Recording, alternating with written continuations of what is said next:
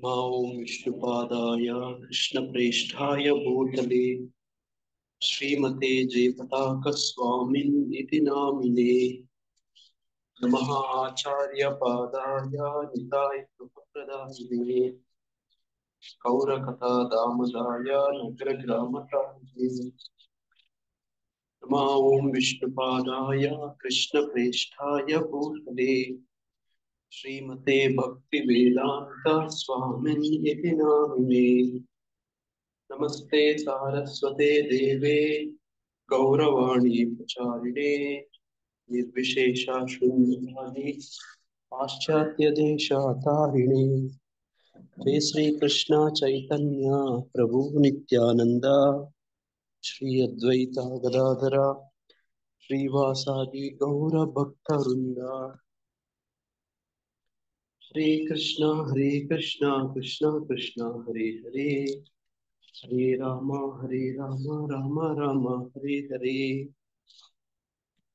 ओम अज्ञानतिमिरान्धस्य ज्ञानाञ्जनशलाकया चक्षुरुन्मिलितं येन तस्मै श्रीगुरवे नमः मूकं करोति वाचालिं पङ्गं लङ्घायते गिरिं यत्कृपातमहं वन्दे श्रीगुरुं दीनतारिणं परमानन्दमाधवं श्रीचैतन्यमीश्वरं हरि ओं तत्सत्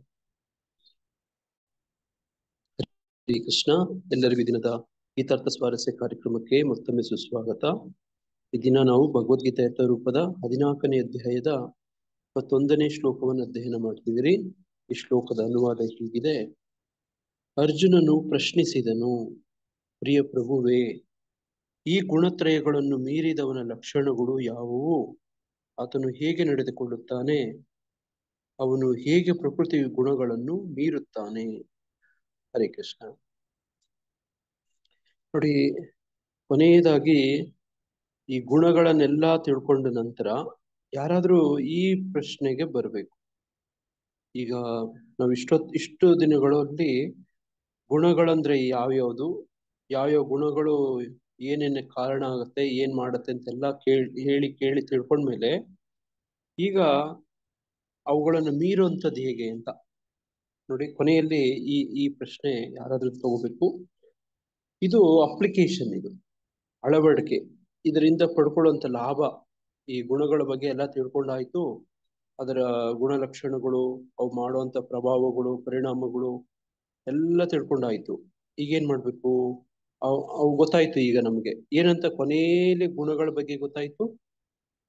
3 ಗುಣಗಳ ಬಗ್ಗೆ ಏನಂತ ಗೊತ್ತಾಯ್ತು ಮಾತಾಜಿ?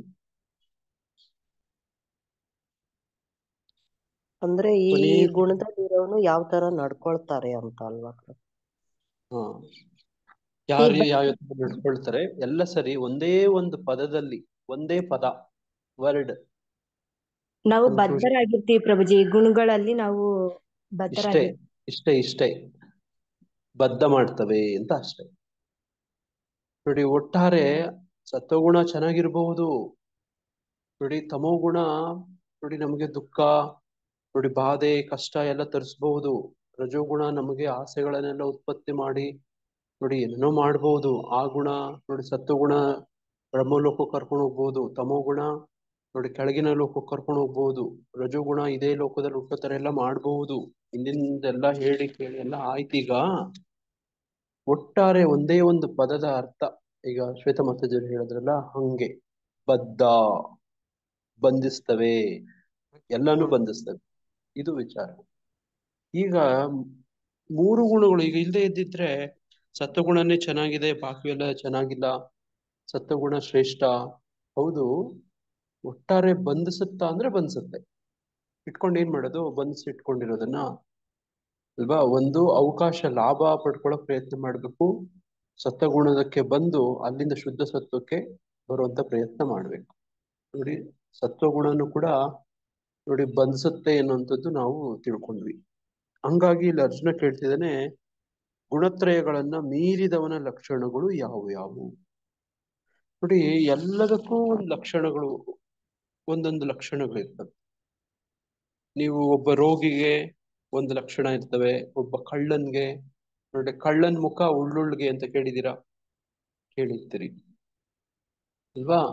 ಒಬ್ಬ ಕಳ್ಳ, ಒಬ್ಬ ಸುಳ್ಳ, ನೋಡಿ ಒಬ್ಬ ರೋಗಿ, ನೋಡಿ ಯಾರೇ ಒಬ್ಬನ ವ್ಯಕ್ತಿ ತಗೊಂಡ್ರೆ ಆತನಿಗೆ ನಿರ್ದಿಷ್ಟವಾದಂತಹ ಗುಣಲಕ್ಷಣಗಳು ಇರ್ತವೆ. ನೀವು ಆತನ ಲಕ್ಷಣಗಳು ನೋಡಿದಾಗ ನೀವು ಅನ್ಸುತ್ತೆ ನೋಡಿ ಇವನು ಬಹುಶಃ ಹಿಂಗಿರ್ಬಹುದು ಅಂತ ಅನ್ಸುತ್ತೆ. ನೋಡಿ ಒಬ್ಬ ಮುಗ್ಧನ್ಗಿರುವಂತ ಗುಣ, ಒಬ್ಬ ನೋಡಿ ಪರಾಕ್ರಮಿಗಿರ್ಬೇಕಾಗಿರೋ ಗುಣ, ಒಬ್ಬ ಜ್ಞಾನಿ ವಿದ್ಯಾವಂತನಿಗಿರುವಂತ ಲಕ್ಷಣಗಳು. ನೋಡಿ ಈಗ ಕೆಲವು ಮುಖ ಲಕ್ಷಣಗಳು ಎಲ್ಲ ಹೇಳ್ತಾರೆ, ನೀವು ಕೇಳಿರ್ಬಹುದು. ನೋಡಿ ಮುಖ ನೋಡಿದ್ರೆ ಅವರ ಭವಿಷ್ಯ ಹೇಳ್ತಾರೆ ಅವರು. ಹಸ್ತ ಸಾಮುದ್ರಿಕ, ಕೈ ನೋಡಿದ್ರೆ ಭವಿಷ್ಯ ಹೇಳ್ತಾರೆ ಅವರು. ನೋಡಿ ಈ ತರದೆಲ್ಲ ವಿದ್ಯೆಗಳಿದಾವೆ ಅಲ್ವಾ? ನೋಡಿ ಹಂಗೆ ಎಲ್ಲದಕ್ಕೂ ಲಕ್ಷಣಗಳಿದಾವೆ. ಇಲ್ಲೇ ಕೇಳ್ತಿರುವಂತದ್ದು ಗುಣತ್ರಯಗಳನ್ನ ಮೀರಿದವನ ಲಕ್ಷಣಗಳು ಯಾವ್ಯಾವ. ನೋಡಿ ಒಂದೊಂದು ಗುಣದಲ್ಲಿದ್ದವನು ಒಂದೊಂದ್ ತರ ಲಕ್ಷಣದಲ್ಲಿ ಇರ್ತಾನೆ. ತಮೋ ಗುಣದಲ್ಲೂ ಒಬ್ಬನು, ತಮೋ ಗುಣದಲ್ಲಿ ಯಾವ್ಯಾವ ಗುಣ ಯಾವ ತರ ಇರ್ತಾನೆ ಲಕ್ಷಣಗಳು ಯಾರಾದ್ರೂ ಹೇಳ್ತೀರಾ? ಹಿಂದಿನ ಶ್ಲೋಕದಲ್ಲಿ ಓದಿದ್ದು.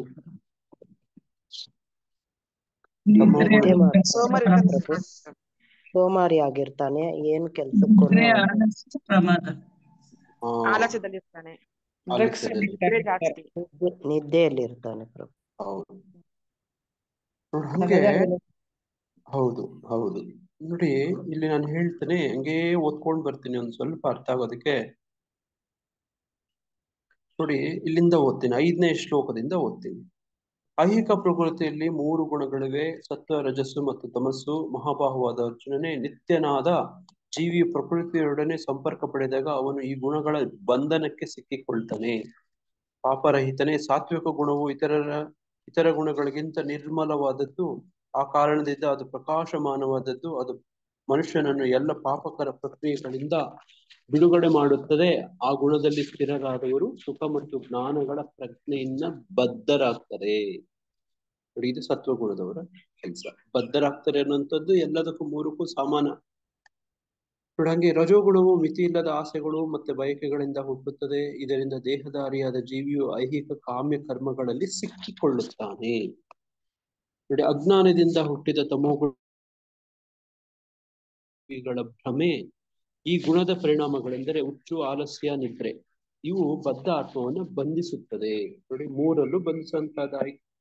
ಸತ್ವಗುಣವು ಮನುಷ್ಯನನ್ನು ಸುಖಕ್ಕೆ ಬದ್ಧಗೊಳಿಸುತ್ತದೆ. ರಜೋಗುಣವು ಕಾಮ್ಯಕರ್ಮಕ್ಕೆ ಬದ್ಧಗೊಳಿಸುತ್ತದೆ. ತಮಸ್ಸು ಮನುಷ್ಯನ ಜ್ಞಾನವನ್ನು ಆವರಿಸಿ ಅವನನ್ನು ಹುಚ್ಚಿಗೆ ಬದ್ಧಗೊಳಿಸುತ್ತದೆ. ಒಮ್ಮೊಮ್ಮೆ ಸತ್ವಗುಣವು ರಜೋಗುಣವನ್ನು ತಮೋ ಗುಣವನ್ನು ಸೋಲಿಸಿ ತಾನು ಪ್ರಧಾನವಾಗುತ್ತದೆ. ಕೆಲವೊಮ್ಮೆ ರಜೋಗುಣವು ಸತ್ವಗುಣ ಮತ್ತು ತಮೋಗುಣವನ್ನು ಸೋಲಿಸುತ್ತದೆ. ಇನ್ನು ಕೆಲವು ಬಾರಿ ತಮೋಗುಣವು ಸತ್ವಗುಣ ಮತ್ತು ರಜೋಗುಣಗಳನ್ನು ಸೋಲಿಸುತ್ತದೆ. ಈ ರೀತಿಯಲ್ಲಿ ಮೇಲುಗೈಯಾಗಲು ಸದಾ ಸ್ಪರ್ಧೆ ಇರುತ್ತದೆ. ನೋಡಿ ಹಿಂಗೆ ಎಲ್ಲ ಹೇಳ್ತಾರೆ. ರಜೋಗುಣವು ಹೆಚ್ಚಿದಾಗ ಅತಿಮೋಹ, ಫಲಾಪೇಕ್ಷೆ ಇರುವ ಕರ್ಮ, ಅಧಿಕ ಶ್ರಮ, ತಡೆಯಲಾಗದ ಬಯಕೆ ಮತ್ತು ಹಂಬಲ ಈ ಲಕ್ಷಣಗಳು ಹುಟ್ಟುತ್ತವೆ. ತಮೋಗುಣ ವೃದ್ಧಿಯಾದಾಗ ಕತ್ತಲು, ಜಡತ್ವ, ಹುಚ್ಚು ಮತ್ತು ಭ್ರಾಂತಿಗಳು ಕಾಣಿಸಿಕೊಳ್ಳುತ್ತದೆ. ಸತ್ವಗುಣದಲ್ಲಿ ಮನುಷ್ಯನು ಸತ್ತರೆ ಅವನು ಮಹರ್ಷಿಗಳ ಪರಿಶುದ್ಧವಾದ ಉನ್ನತ ಲೋಕಗಳನ್ನು ತಲುಪುತ್ತಾನೆ. ರಜೋಗುಣದಲ್ಲಿ ಮರಣ ಹೊಂದುವ ಮನುಷ್ಯನು ಫಲಾಪೇಕ್ಷೆ ಇರುವ ಕರ್ಮಗಳಲ್ಲಿ ತೊಡಗಿರುವ ಮಧ್ಯೆ ಹುಟ್ಟುತ್ತಾನೆ. ತಮೋಗುಣದಲ್ಲಿ ಮನುಷ್ಯನು ಸತ್ತರೆ ಪ್ರಾಣಿ ವರ್ಗದಲ್ಲಿ ಹುಟ್ಟುತ್ತಾನೆ. ಸುಕೃತದ ಫಲ ಪರಿಶುದ್ಧವಾದದ್ದು, ಅದು ಸಾತ್ವಿಕ ಎಂದು ಹೇಳುತ್ತಾರೆ. ಆದರೆ ರಜೋಗುಣದಲ್ಲಿ ಮಾಡಿದ ಕೆಲಸದಿಂದ ದುಃಖವು ಬರುತ್ತದೆ. ತಮೋಗುಣದಲ್ಲಿ ಮಾಡಿದ ಕೆಲಸದಿಂದ ಅಜ್ಞಾನವು ಬರುತ್ತದೆ. ಸತ್ವಗುಣದಿಂದ ನಿಜವಾದ ಜ್ಞಾನವು ಬೆಳೆಯುತ್ತದೆ. ರಜೋಗುಣದಿಂದ ಲೋಭವು ಬೆಳೆಯುತ್ತದೆ. ತಮೋಗುಣದಿಂದ ಮೂರ್ಖತನ, ಹುಚ್ಚು ಮತ್ತು ಭ್ರಾಂತಿಗಳು ಬೆಳೆಯುತ್ತವೆ. ಸತ್ವಗುಣದಲ್ಲಿರುವವರು ಕ್ರಮೇಣ ಊರ್ಧ್ವ ಲೋಕಗಳು ಏರಿ ಹೋಗುವರು. ರಜೋಗುಣದಲ್ಲಿರುವವರು ಭೂಲೋಕದಲ್ಲಿ ವಾಸ ಮಾಡುವರು. ಅಸಹ್ಯಕರವಾದ ತಾಮಸ ಗುಣದಲ್ಲಿರುವರು ನರಕ ಲೋಕಗಳಿಗೆ ಇಳಿಯುವರು.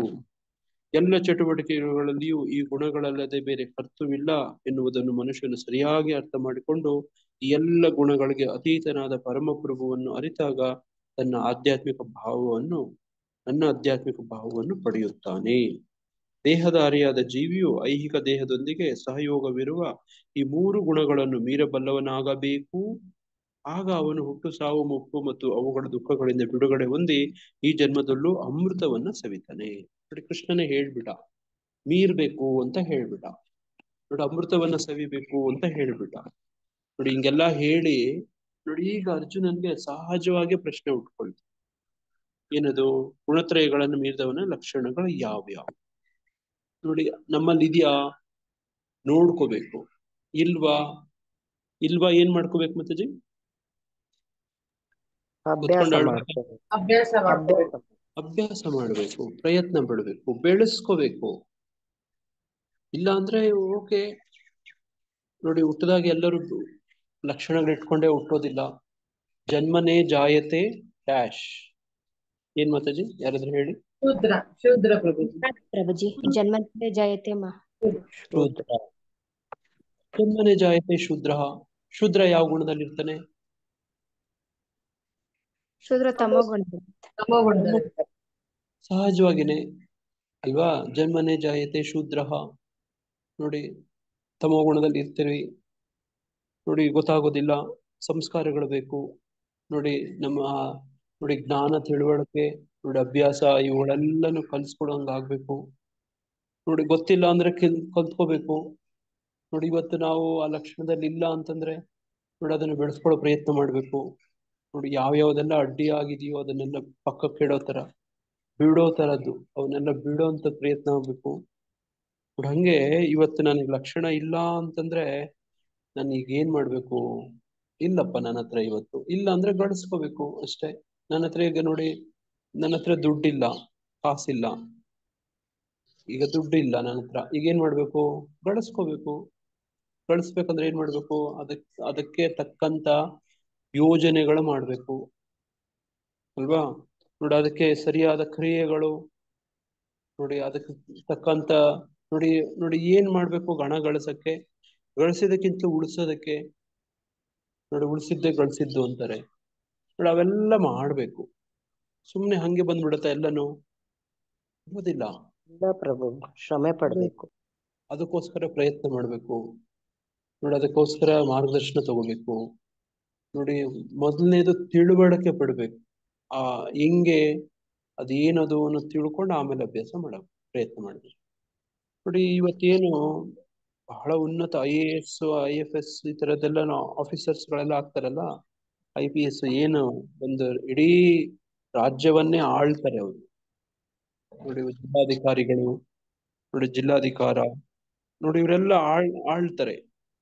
ನೋಡಿ ಅವರು ಅಧಿಕಾರ ಹಂಗೆ ಸಿಕ್ಬಿಡುತ್ತಾ? ಬನ್ನಿ ಬನ್ನಿ ಎತ್ಕೊಡ್ತಾರೆ IAS ಆಫೀಸರ್ಸ್ ಅಂತ. ಅವರು ಬಹಳ ಶ್ರಮ ಪಟ್ಟಿರ್ತಾರೆ. ನೋಡಿ ಅದಕ್ಕೆ ಸೂಕ್ತವಾದಂತ ತರಬೇತಿಗಳು ಪಡ್ಕೊಂಡಿರ್ತಾರೆ. ಒಂದು ಹಂತದಲ್ಲಿ ಏನೂ ಗೊತ್ತಿರಲ್ಲ. ನನಗೊಬ್ಬ ನಮ್ಮ ಸೀನಿಯರ್ ಒಬ್ಬ ಹೇಳ್ತಿದ್ದ, ಅವನೊಬ್ಬ IPS ಆದ ಆತ. ನೋಡಿ ಆತ ರಾಜಸ್ಥಾನದವನು. ಹೇಳ್ದ ನನಗೆ ಈ ಕಾಲೇಜ್ ಇನ್ಸ್ಟಿಟ್ಯೂಟ್ ಬರೋವರೆಗೂ ಅವನು IPS ಪಾಸ್ ಮಾಡಿದ್ದ. ನಾವೆಲ್ಲ ಅವನ ಹತ್ರ ಹೋಗಿ ನಮಗೂ ಮಾರ್ಗದರ್ಶನ ಮಾಡಿ ಅಂತ ಕೇಳಕ್ ಹೋದ್ವಿ. ಆತ ಹೇಳ್ದ ನನಗೆ ಈ ಕಾಲೇಜ್ ಬರೋವರೆಗೂ ನೋಡಿ ಭಾರತದಲ್ಲಿ ನೋಡಿ ರಾಜ್ಯಸಭೆ ನೋಡಿ ಆಮೇಲೆ ಏನು lower house and upper house ಈ ತರದೆಲ್ಲ ಇದೆ ಅನ್ನೋದೇ ಗೊತ್ತಿರಲಿಲ್ಲ. ಪಾರ್ಲಿಮೆಂಟ್ಗಳಲ್ಲಿ 2 ತರ ಇದೆ ನೋಡಿ, ಕೆಳಗಿನ ಮನೆ ಮೇಲೆ ಮನೆ. ನೋಡಿ ರಾಜ್ಯಸಭೆ ಅಂತ ಇದೆ ಅನ್ನೋದೇ ಗೊತ್ತಿರ್ಲಿಲ್ಲ ನಮಗೆ. ನೋಡಿ ಈ ತರದೇನು ಗೊತ್ತೇ ಇರ್ಲಿಲ್ಲ. ಆಮೇಲೆ ಇಲ್ಲಿಂದ ಶುರು ಮಾಡಿದೆ, ಎಲ್ಲ ಕಲ್ತ್ಕೊಂಡೆ ನಾನು. ಇವತ್ತು IPS ಆದೆ ಅಂತ ಹೇಳ್ತಿದ್ದ ಆತ. ನೋಡಿ ಹಂಗೆ ಏನೂ ಗೊತ್ತಿಲ್ಲದೆ ಇರ್ತರಿ. ಒಂದು ಹಂತದಲ್ಲಿ ಅದನ್ನ ನಾವು ನಮ್ಗೇನೂ ಗೊತ್ತಿಲ್ವಲ್ಲ ಅಂತ ಮೊದಲನೇ ಆ ವಿಷಯ ತಿಳ್ಕೊ. ನೋಡಿ ನಾನು ಪ್ರಸ್ತುತ ಯಾವ ಸ್ಥಿತಿಯಲ್ಲಿದ್ದೀನಿ ಅನ್ನೋದನ್ನ ತಿಳ್ಕೊಳ್ಳೋದೇ ಮೊದಲನೇ. ನೋಡಿ ಇದನ್ನೇ ಡಯಾಗ್ನೈಸಿಸ್ ಅಂತ ಹೇಳೋದು. ಮೊದಲು ಯಾವ ರೋಗ ನನಗೆ ಅಂತ, ಯಾವ ಸಮಸ್ಯೆ ಅಂತ ತಿಳ್ಕೊಬೇಕು. ಅಲ್ಲಿಂದ ಅದಕ್ಕೆ ಚಿಕಿತ್ಸೆಗೆ ಪ್ರಯತ್ನ ಮಾಡಬೇಕು ಅಲ್ವಾ? ತಪ್ಪಾದ ಚಿಕಿತ್ಸೆ, ತಪ್ಪಾದ ನೋಡಿ ಈ ತರ ಡಯಾಗ್ನೋಸಿಸ್ ಗುರುತಿಸಿ ಬೇರೆದಕ್ಕೆ ಔಷಧಿ ಕೊಟ್ರೆ ರೋಗವಾಸಿ ಆಗತ್ತಾ? ಆಗೋದಿಲ್ಲ. ತಲೆನೋವು ಅಂತ ಓದೋರಿಗೆ ನೋಡಿ ಹೊಟ್ಟೆ ನೋವು ಔಷಧಿ ಕೊಟ್ರೆ ಆಗತ್ತಾ? ಆಗೋದಿಲ್ಲ. ನನ್ನ ದೇಹದಲ್ಲಿ ನೋವು ಅಂತ ಹೋಗ್ತೀರಿ. ಯಾವ್ದು ಸಮಸ್ಯೆ ಅಂತ ಮೊದಲು ಗುರುತಿಸ್ಬೇಕು. ಅದೇ ತರನೇ ಗುಣತ್ರಯಗಳನ್ನ ಮೀರಿದ ಲಕ್ಷಣಗಳು ಯಾವ್ಯಾವು, ನನ್ನಲ್ಲಿ ಅದು ಯಾವ ಮಟ್ಟಕ್ಕಿದೆ ನೋಡಿ. ಇದೆಲ್ಲ ಒಬ್ಬ ಎಕ್ಸ್ಪರ್ಟ್ ಗುರುಗಳು, ನಾವು ಕೂಡ ನೋಡಿ ಗುರುಗಳು ಕೂಡ, ಎರಡು ಜೊತೆಗೆ ಕೈ ಜೋಡಿಸ್ದಂಗೆ ಒಂದು ನೋಡಿ ಚಪ್ಪಾಳೆ ತಟ್ಬೇಕಂದ್ರೆ 2 ಕೈ ಬೇಕು, ಒಂದು ಶೇಕ್ ಹ್ಯಾಂಡ್ ಕೊಡ್ಬೇಕಂದ್ರೆ ಇನ್ನೊಂದು ಕೊಡ್ಬೇಕು. ನೋಡಿ ಇಬ್ಬರ ಸಹಕಾರದಿಂದ ಉದ್ಧಾರ ಆಗ್ಬೋದು. ಯಾರು? ಗುರುಗಳು, ನಾವು. ನೋಡಿ ನಾವು ಇಲ್ಲಿ ಯಾರು ಯಾರ ಬಳಿಗೆ ಹೋಗಬೇಕು? ಗುರುಗಳು ನಮ್ಮ ಹತ್ರ ಬರ್ಬೇಕಾ, ನಾವು ಗುರುಗಳ ಹತ್ರ ಹೋಗ್ಬೇಕಾ? ಶಿಷ್ಯ ಗುರುಗಳ ಗುರು ಹತ್ರ ಹೋಗ್ಬೇಕು. ಶಿಷ್ಯರ್ ಗುರುಗಳ ಹತ್ರ ಹೋಗ್ಬೇಕು. ಹಾ, ನೋಡಿ ಇದು ಮುಖ್ಯವಾದ ಮಾತು. ನೋಡಿ ಈ ಗುಣಲಕ್ಷಣಗಳು, ನಾನು ಯಾವ ಗುಣದಲ್ಲಿದ್ದೀನಿ, ನೋಡಿ ಇದು ಹೇಗೆ ನಡ್ಕೊಳ್ಬೇಕು, ನೋಡಿ ಇದನ್ನ ಕಲ್ತ್ಕೊಳಕ್ಕೆ, ತಿಳ್ಕೊಳಕ್ಕೆ. ನೋಡಿ ಗುರು ಮಹಾರಾಜು ಯಾವಾಗ್ಲೂ ಈ ಮಾತನ್ನು ಹೇಳ್ತಾರೆ. ನೋಡಿ ಹಸು ಕರು. ಈಗ ಹಸು ಕರುಗೆ ಏನ್ ಬೇಕು? ಹಾಲ್ ಬೇಕು. ಈಗ ಹಸು ಕರು ಹತ್ರ ಹೋಗುತ್ತಾ, ಕರು ಹಸು ಹತ್ರ ಹೋಗುತ್ತೋ ಅಂತ ಕೇಳ್ತಾರೆ. ಹೇಳಿ, ಯಾವ್ದು ಹತ್ರ ಹೋಗ್ತಾರೆ? ಕರು ಕರು ಹಸು ಹಸು ಹತ್ರ ಹತ್ರ ಹೋಗುತ್ತೆ. ಹೋಗುತ್ತೆ. ನೋಡಿ ಕರು ಹಸು ಹತ್ರ ಹೋಗ್ಬೇಕು. ಅದೇ ತರ ನಾವು ಶಿಷ್ಯರು, ನಾವೆಲ್ಲರೂ ಏನ್ ಮಾಡ್ಬೇಕಂತೆ? ಗುರುಗಳ ಹತ್ರ. ನೋಡಿ ಗುರುಗಳ ಹತ್ರ ಹೋಗ್ಬೇಕು ಅಂತಂದ್ರೆ ಈಗ ಎಲ್ಲಿದ್ದಾರೆ ಅವರು? ಮಾಯಾಪುರದಲ್ಲಿ ಇರ್ತಾರೆ. ನೋಡಿ ಅವರು ಊರೂರು ದೇಶಗಳೆಲ್ಲ ತಿರುಗ್ತಿರ್ತಾರೆ. ಕೆಲವು ಸಂದರ್ಭದಲ್ಲಿ ದಕ್ಷಿಣ ಭಾರತಕ್ಕೂ ಕೂಡ ಬರ್ತಾರೆ, ಬೆಂಗಳೂರು ಕೂಡ ಬರ್ತಾರೆ. ನೋಡಿ ಈಗ ನಮಗೊಂದು ವ್ಯವಸ್ಥೆ ಎಲ್ಲ ಮಾಡ್ಕೊಟ್ಟಿದ್ದಾರೆ. ನೋಡಿ ಅವ್ರ ಜೊತೆ ಸಂಪರ್ಕಕ್ಕೆ ನೋಡಿ ಎಲ್ಲ ಸೌಲಭ್ಯ ಸೌಕರ್ಯಗಳೆಲ್ಲ ಇದಾವೆ. ನೋಡಿ ಅವರ ಶಿಷ್ಯರುಗಳು ಕೂಡ ಇದ್ದಾರೆ. ನೋಡಿ ನಮ್ಮ ದೇವಸ್ಥಾನದ ಅಧ್ಯಕ್ಷರು ಇದ್ದಾರೆ. ನೋಡಿ ಈ ತರದವ್ರು ಎಲ್ಲರಿಗೂ ಒಂದು ವ್ಯವಸ್ಥೆ ಅಂತ ಇದೆ. ನೋಡಿ ಹೆಂಗೆ ಮಾಡಿದ್ದಾರೆ ಅಂದ್ರೆ, ನೋಡಿ ಕೆಳ ಹಂತದಿಂದ ನೋಡಿ ಭಕ್ತಿ ವೃಕ್ಷ ಲೀಡರ್ಸ್ ಅಂತ, ಅವ್ರ ಮೇಲೆ ಸೆಕ್ಟರ್ ಲೀಡರ್ಸ್ ಅಂತ, ಅವ್ರ ಮೇಲೆ ಅವ್ರನ್ನ ಆಕ್ಚುಲಿ ಏನಂತಾರೆ ಅಂದ್ರೆ ಸರ್ವೆಂಟ್ಸ್ ಅಂತಾರೆ. ನೋಡಿ ಲೀಡರ್ಸ್ ಅಂತ ಹೇಳಲ್ಲ ಅಲ್ವಾ, ಸರ್ಕಲ್ ಸರ್ವೆಂಟ್ಸ್ ಅಂತ ಹೇಳ್ತಾರೆ. ಸೆಕ್ಟರ್ ಸರ್ವೆಂಟ್ ಅವ್ರ ಮೇಲೆ ನೋಡಿ, ಸರ್ಕಲ್ ಅವ್ರ ಮೇಲೆ ಸರ್ಕಲ್, ಅದ್ರ ಮೇಲೆ ನೋಡಿ ದೇವಸ್ಥಾನದ ಅಧ್ಯಕ್ಷರು. ನೋಡಿ ಅದರಲ್ಲಿ ಒಂದು ಕರ್ನಾಟಕ ಮಟ್ಟಕ್ಕೆ ಒಂದು ಒಂದು ಒಂದು ಜವಾಬ್ದಾರಿ ಇರುವಂತ ಒಂದು ಕಮಿಟಿ ಅಂತ ಇರುತ್ತೆ, ಸಮಿತಿ. ಅದ್ರ ಮೇಲೆ ದಕ್ಷಿಣ ಭಾರತ ಮಟ್ಟಕ್ಕೆ ನೋಡಿ regional body, all India regional bureau ಅಂತ ಇರುತ್ತೆ. ನೋಡಿ ಅದ್ರ ಮೇಲೆ GBC ಅಂತ ಇರುತ್ತೆ. ಹೀಗೆ ಹಂತಗಳಿದಾವೆ. ನೋಡಿ ಹಂಗೆ ನಾವು ನಮಗ ಹತ್ರ ಇರುವಂತವ್ರ ಮಾರ್ಗದರ್ಶನ ಸಂಪರ್ಕ ಪಡೆಯುವಂತ ಪ್ರಯತ್ನ ಮಾಡ್ತೀವಿ. ನೋಡಿ ಹಂಗೆ ನೋಡಿ ಇವತ್ತಂತೂ ಈ ನೋಡಿ ಎಲೆಕ್ಟ್ರಾನಿಕ್ ಮಾಧ್ಯಮ ಇದೇನಿದೆ ನೋಡಿ, ಇದ್ರ ಒಂದು ಸಹಾಯದಿಂದ ಎಲ್ಲರೂ ಸಿಗುವಂತವ್ರೆ. ಯಾರಿಗೂ ನಾವು ಹತ್ರ ಹೋಗಿ ಭೇಟಿ ಮಾಡ್ಬೇಕಾಗಿಲ್ಲ. ನೋಡಿ ನಾನು ಏನ್ ಹೇಳಕ್ ಪ್ರಯತ್ನ ಮಾಡ್ತಿದ್ದೀನಿ ಅಂದ್ರೆ, ಆಸೆಗಳು ನಮಗಿದ್ರೆ, ಈ ವಿಷಯ ನಮಗೆ ಬೇಕು ಅಂತ ಅನ್ಸಿದ್ರೆ ನಾವು ಅದಕ್ಕೆ ಬೇಕಾದಂತ ಪ್ರಯತ್ನಗಳೆಲ್ಲ ಮಾಡ್ತೀವಿ. ಮೊದಲು ನಮ್ಗೆ ನಮ್ಮಲ್ಲಿರೋ ಗುಣಲಕ್ಷಣಗಳೇನು ಅಂತ ತಿಳ್ಕೊಬೇಕು. ಈಗ ನೀವೇ ಒಂದು ಕ್ಷಣ ಯೋಚನೆ ಮಾಡಿ, ನಿಮ್ಗೆ ಯಾವ ಗುಣ ಪ್ರಧಾನವಾಗಿದೆ, ಎಷ್ಟರ ಮಟ್ಟಿಗಿದೆ ಅಂತ. ಅದು ಕೂಡ ದಿನದಲ್ಲಿ ಒಂದೇ ತರ ಇರೋದಿಲ್ಲ. ನೋಡಿ ಈಗ ದಿನ ಮುಗೀತು, ಕತ್ಲಾಗ್ತಾ ಇದೆ, ರಾತ್ರಿ ಸಮಯ ಅಂದ್ರೆ ಸಹಜವಾಗಿನೇ ನಿದ್ರೆ ಬರುತ್ತೆ. ಈಗ ನಾನು ಸತ್ವಗುಣದಲ್ಲಿ ಇದೀನಿ ಅಂತ ನಿದ್ರೆ ಮಾಡಬಾರ್ದಾ? ಮಾಡ್ಬೇಕು ಪ್ರಭುಜಿ. ಅಯ್ಯೋ ನಿದ್ದೆ ಮಾಡೋದು ಇವೆಲ್ಲ ತಾಮಸ ಗುಣ ಅಂತ ನಾನು ನಿದ್ದೆ ಮಾಡಲ್ಲ. ನಿದ್ದೆ ಮಾಡದೇ ಇರೋ ಟೈಮಲ್ಲಿ ನಿದ್ದೆ ಮಾಡಬಾರ್ದು ಪ್ರಭುಜಿ. ನೋಡಿ ಮಾತಾಜಿ ಅವ್ರು ಹೆಂಗ್ ಹೇಳ್ತಿದ್ದಾರೆ ನೋಡಿ. ಹಂಗೆ ಒಂದ್ ನಿದ್ದೆ ಮಾಡೋದು ಕೂಡ, ಬ್ರಹ್ಮದೇವ ಕೂಡ ನಿದ್ದೆ ಮಾಡ್ತಾನೆ. ನೋಡಿ ಬ್ರಹ್ಮದೇವ ಕೂಡ ನಿದ್ದೆ ಮಾಡ್ತಾನೆ. ನೋಡಿ ಭಗವಂತ ವಿಷ್ಣು ಕೂಡ ನಿದ್ರಿಸ್ತಾನೆ, ಯೋಗ ನಿದ್ರಾ. ನೋಡಿ ಆ ಯೋಗ ನಿದ್ರಿಸೋ ಸಂದರ್ಭದಲ್ಲಿ ಕಿವಿಯಿಂದ ಈ ಮಧುಕೈಟಭರು ಅನ್ನೋ ರಾಕ್ಷಸರು ಬಂದ್ಬಿಡ್ತಾರೆ. ನೋಡಿ ಆ ಗುಗ್ಗೆ, ಆ ಇಯರ್ ಬ್ಯಾಗ್ಸ್, ಕಿವಿಯಲ್ಲಿ ಇರುವಂತ ಮಲ ಅಂತ ಹೇಳ್ತಾರೆ. ನೋಡಿ ಅದರಲ್ಲೇ ಉಟ್ಬಿಡ್ತಾರೆ ಅವರು. ನೋಡಿ ಅವರು ಬ್ರಹ್ಮ ಮಲ್ಕೊಂಡು ತಮಸ್ಸಲ್ಲಿ ಇರ್ತಾನಲ್ಲ ಈಗ, ನೋಡಿ ಆತನಿಂದ ನೋಡಿ ಈ ವೇದಗಳನ್ನ ಅಪಹರಣ ಮಾಡ್ಬಿಡು ನಿದ್ರಿಸ್ತಿರ್ಬೇಕಾದ್ರೆ. ನೋಡಿ ಕಳ್ಳರೆಲ್ಲ ಯಾವ ಸಂದರ್ಭದಲ್ಲಿ ಬರ್ತಾರೆ? ರಾತ್ರಿ ಬರ್ತಾರ, ಹಗಲು ಬರ್ತಾರ? ರಾತ್ರಿ ಬರ್ತಾರೆ ಪ್ರಭುಜಿ. ಈಗ ಹಗಲಲ್ಲೇ ಮಾಡ್ತಾ ಇದ್ದಾರೆ ಪ್ರಭುಜಿ. ನಾವು ಅಂತ ಗುಣದಲ್ಲಿದ್ರೆ ನಾವು ಹಗಲಲ್ಲೂ ಕೂಡ ಬಂದ್ ಮಾಡ್ತಾರೆ, ಧೋರಣೆ ಮಾಡ್ತಾರೆ. ನೋಡಿ ಸಾಮಾನ್ಯವಾಗಿ ಬರೋದು ರಾತ್ರಿ. ನೋಡಿ ಹಂಗೆ ಈ ನೋಡಿ ಕವಿಗಳೆಲ್ಲ ಬರೀತಾರೆ, ಕಳ್ಳರು ಅಂದ್ರೆ ಯಾರ್ಯಾರು ಅಂತ. ನೋಡಿ ವೈರಿಗಳು ಅಂದ್ರೆ ಯಾರ್ಯಾರು ಅಂತ ಅರಿಷಡ್ ವರ್ಗಗಳು ನೋಡಿ, ಕಾಮ ಕ್ರೋಧ ಮೋಹ ಲೋಭ ಮದ ಮಾತ್ಸರ್ಯ ನೋಡಿ ಈ ತರದವ್ರದೆಲ್ಲ ನೋಡಿ. ಹಂಗೆ ನೋಡಿ ನಿದ್ರೆ ಒಬ್ಬ ವ್ಯಕ್ತಿ ಒಂದು ದಿನದಲ್ಲಿ ಒಬ್ಬ ವ್ಯಕ್ತಿ ಈಗ ಬ್ರಾಹ್ಮಣರು ಅಂದ್ರೆ 24 ಗಂಟೆ 365 ದಿನ ನೋಡಿ ಸತ್ವಗುಣದಲ್ಲೇ ಇರ್ತಾರೆ. ಹಂಗಲ್ಲ ನೋಡಿ, ಬ್ರಹ್ಮನು ಕೂಡ ನಿದ್ರೆ ಮಾಡ್ಬೇಕು, ತಮಸ್ಸಿಗೆ ಜಾರ್ ಬಿಡ್ತಾನೆ. ಅದು ಎಲ್ಲಿ? ಬ್ರಹ್ಮಲೋಕದಲ್ಲಿ. ಸತ್ವಗುಣನೇ ಇರುವಂತ ಲೋಕದಲ್ಲೂ ಕೂಡ ಬ್ರಹ್ಮ ನೋಡಿ ನಿದ್ರೆ ಮಾಡ್ಬೇಕು. ನೋಡಿ ಆತನಿಗೂ ಕೂಡ ನಿದ್ದೆ ಬರುತ್ತೆ. ಹಂಗೆ ನೋಡಿ ಅರ್ಜುನನ ಒಂದು ಹೆಸರು ನಿದ್ರೆನೇ ಬಾರದವನು ಅನ್ನೋದಕ್ಕೆ ಒಂದು ಹೆಸರು ಇದೆ. ಏನದು? ಅರ್ಜುನನ್ಗೊಂದು ಹೆಸರು, ಪದವಿ, ಟೈಟಲ್. ಗುಡಾಕೇಶ. ಗೂಢಕೇಶ ಗುಡಾಕೇಶ. ಪ್ರಭು. ಗುಡಾಕೇಶ. ನೋಡಿ ಬಹಳಷ್ಟು ಜನ ತಾವ್ ಹೇಳಿದ್ರಿ, ಎಲ್ಲರಿಗೂ ಅಭಿನಂದನೆ. ಹಂಗಂದ್ರೆ ಏನು ಅಂದ್ರೆ ನೋಡಿ, ಅರ್ಜುನನೇ ಆ ತಮಸ್ಸನ್ನ, ಆ ನಿದ್ರೆಯನ್ನ ನೋಡಿ ಗೆದ್ದವನು ಅಂತ. ಅರ್ಜುನನ್ಗೆ ಆತ ಎಂತ ಯೋಗಿ ನೋಡಿ, ಎಂತ ತಪಸ್ವಿ, ಎಂತ ಸಾಧಕ ನೋಡಿ, ಭಗವಂತನ ಜೊತೆಗೆ ಸಹಯೋಗಿ ಕೃಷ್ಣ ನೋಡಿ, ಆತನ ಸ್ನೇಹಿತ. ಮೊನ್ನೆ ಉಮಾ ಮಾತಾಜಿಯವರು ಒಂದು ಪ್ರಶ್ನೆ ಕೇಳಿದ್ರು, ನನಗೆ ಅದಕ್ಕೆ ಸಮಯ ಸಿಗ್ಲಿಲ್ಲ. ಯಾಕೆ ಅರ್ಜುನನ್ನೇ ಆಯ್ಕೆ ಮಾಡ್ಕೊಂಡ್ರು ಅಂತ ಒಂದು ಪ್ರಶ್ನೆ ಕೇಳಿದ್ರು. ಜ್ಞಾಪಕ ಇದೆಯಾ? ಅಲ್ವಾ? ಹಾ ಪ್ರಭುಜಿ. ಹೌದು ಜ್ಞಾಪಕ ಪ್ರಭು. ಇದೆ. ಇದರ ಅವರು ಹಾ ಹರಕೃಷ್ಣ ಪ್ರಭುಜಿ. ನೋಡಿ, ಇಲ್ಲೇ ನಿಮಗೆ ಉತ್ತರ ಸಿಕ್ಬಿಡುತ್ತೆ. ಇಷ್ಟು ಜನಗಳಲ್ಲಿ ಯಾಕೆ ಅರ್ಜುನನೇ ಅಂದ್ರೆ ನೋಡಿ ಇದೊಂದು. ಅದು ಬಿಟ್ಟು ಭಗವದ್ಗೀತೆಯಲ್ಲಿ ಕೃಷ್ಣನೇ ಹೇಳ್ತಾನೆ.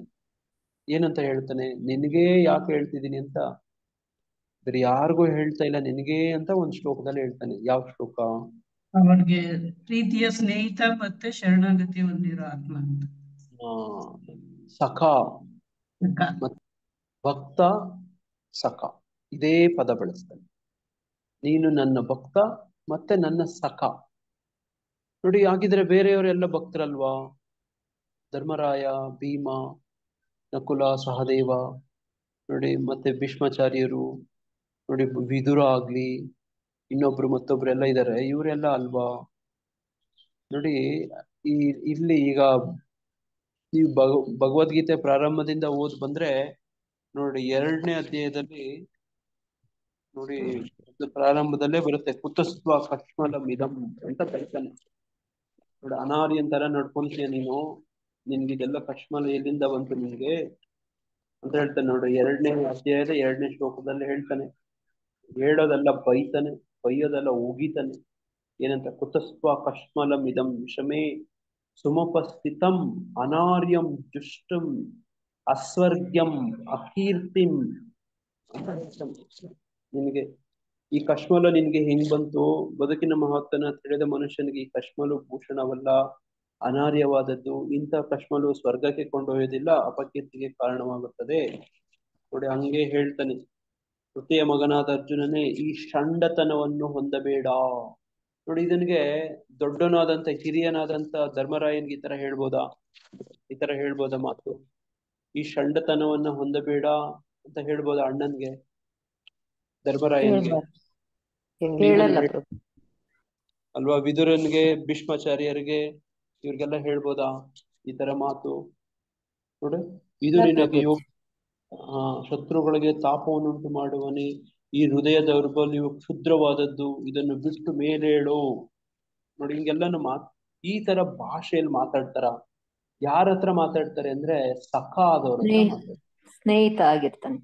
ಹಾ ಫ್ರೆಂಡ್. ನೋಡಿ, ಸ್ನೇಹಿತ, ಫ್ರೆಂಡ್ಸ್ ಜೊತೆ ಈ ತರ ಮಾತಾಡ್ಬೇಕು. ನೋಡಿ, ಗೌರವಾನ್ವಿತ. ನೋಡಿ, ಭೀಮ, ಧರ್ಮರಾಯ, ಯುಧಿಷ್ಠಿರ ಕೃಷ್ಣನಿಗೆ ವಯಸ್ಸಲ್ಲಿ ದೊಡ್ಡವರು.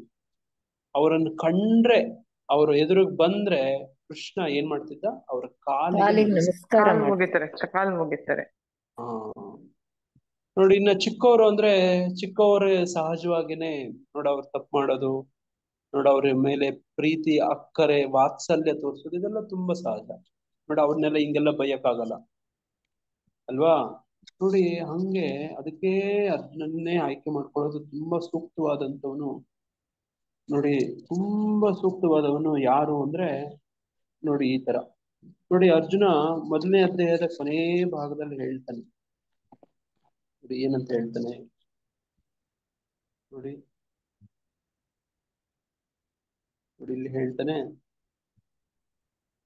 ನಾನು ಈಗ ನಿನ್ನ ಶಿಷ್ಯನಾಗ್ತೇನೆ, ಶಾದಿಮಾಮ್ ಅಂತ ಒಂದು ಪದ ಬರುತ್ತೆ ಇಲ್ಲಿ ನೋಡಿ. ಇಲ್ಲಿ ಹೇಳ್ತಾನೆ ಮುಂದೆ ಮುಂದೆ ರಣಭೂಮಿಯಲ್ಲಿ ಅರ್ಜುನನು ಹೀಗೆ ಹೇಳಿ ತನ್ನ ಬಿಲ್ಲು ಬಾಣಗಳನ್ನು ಬದಿಗೆ ಇಟ್ಟು ದುಃಖ ಪರವಶನಾಗಿ ರಥದಲ್ಲಿ ಕುಳಿತುಕೊಂಡನು. ಇಲ್ಲಿ ಹೇಳಿದ ನಂತರ ಮುಂದೆ ಬರುತ್ತೆ ಶಾದಿಮಾಮ್ ಅಂತ ಬರುತ್ತೆ.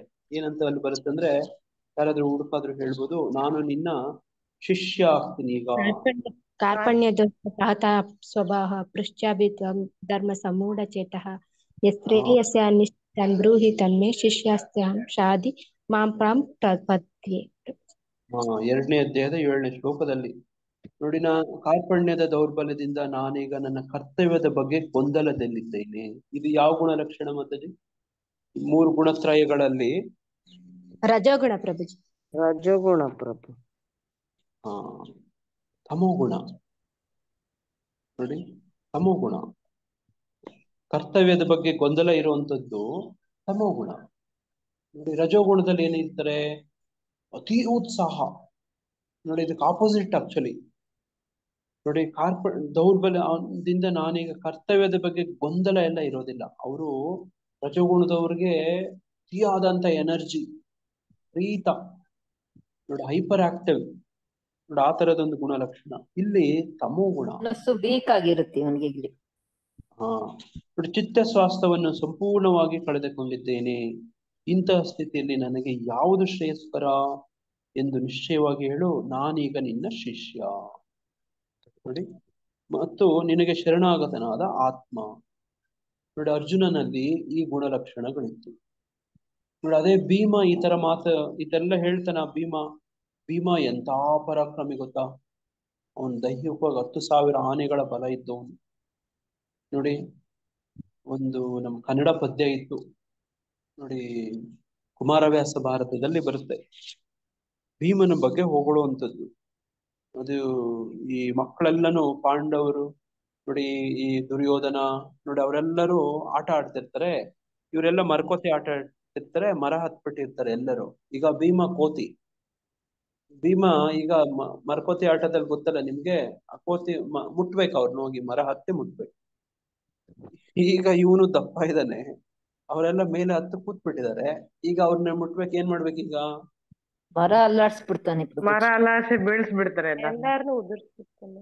ಎಲ್ಲಾರನು ಹಿಂಗೆ ಮರ ನಿಡಿದಲುಗಿದರೆ ಬಿತ್ತರು ಭರತ ಕುಲ ಪಾಲಕರು 105 ಅಂತ ನಮಗೆ ಒಂದು ಕುಮಾರವ್ಯಾಸ ಭಾರತದಲ್ಲಿ ನೋಡಿ ಒಂದು ಪಾಠ ಇತ್ತು, ಒಂದು ಪದ್ಯ ನೋಡಿ. ಹಂಗೆ ಭೀಮ ಮರ ನಿಡಿದಲುಗಿದರೆ ಬಿದ್ದರು ಭರತ ಕುಲ ಪಾಲಕರು 105 ಅಂತ ಬರುತ್ತೆ.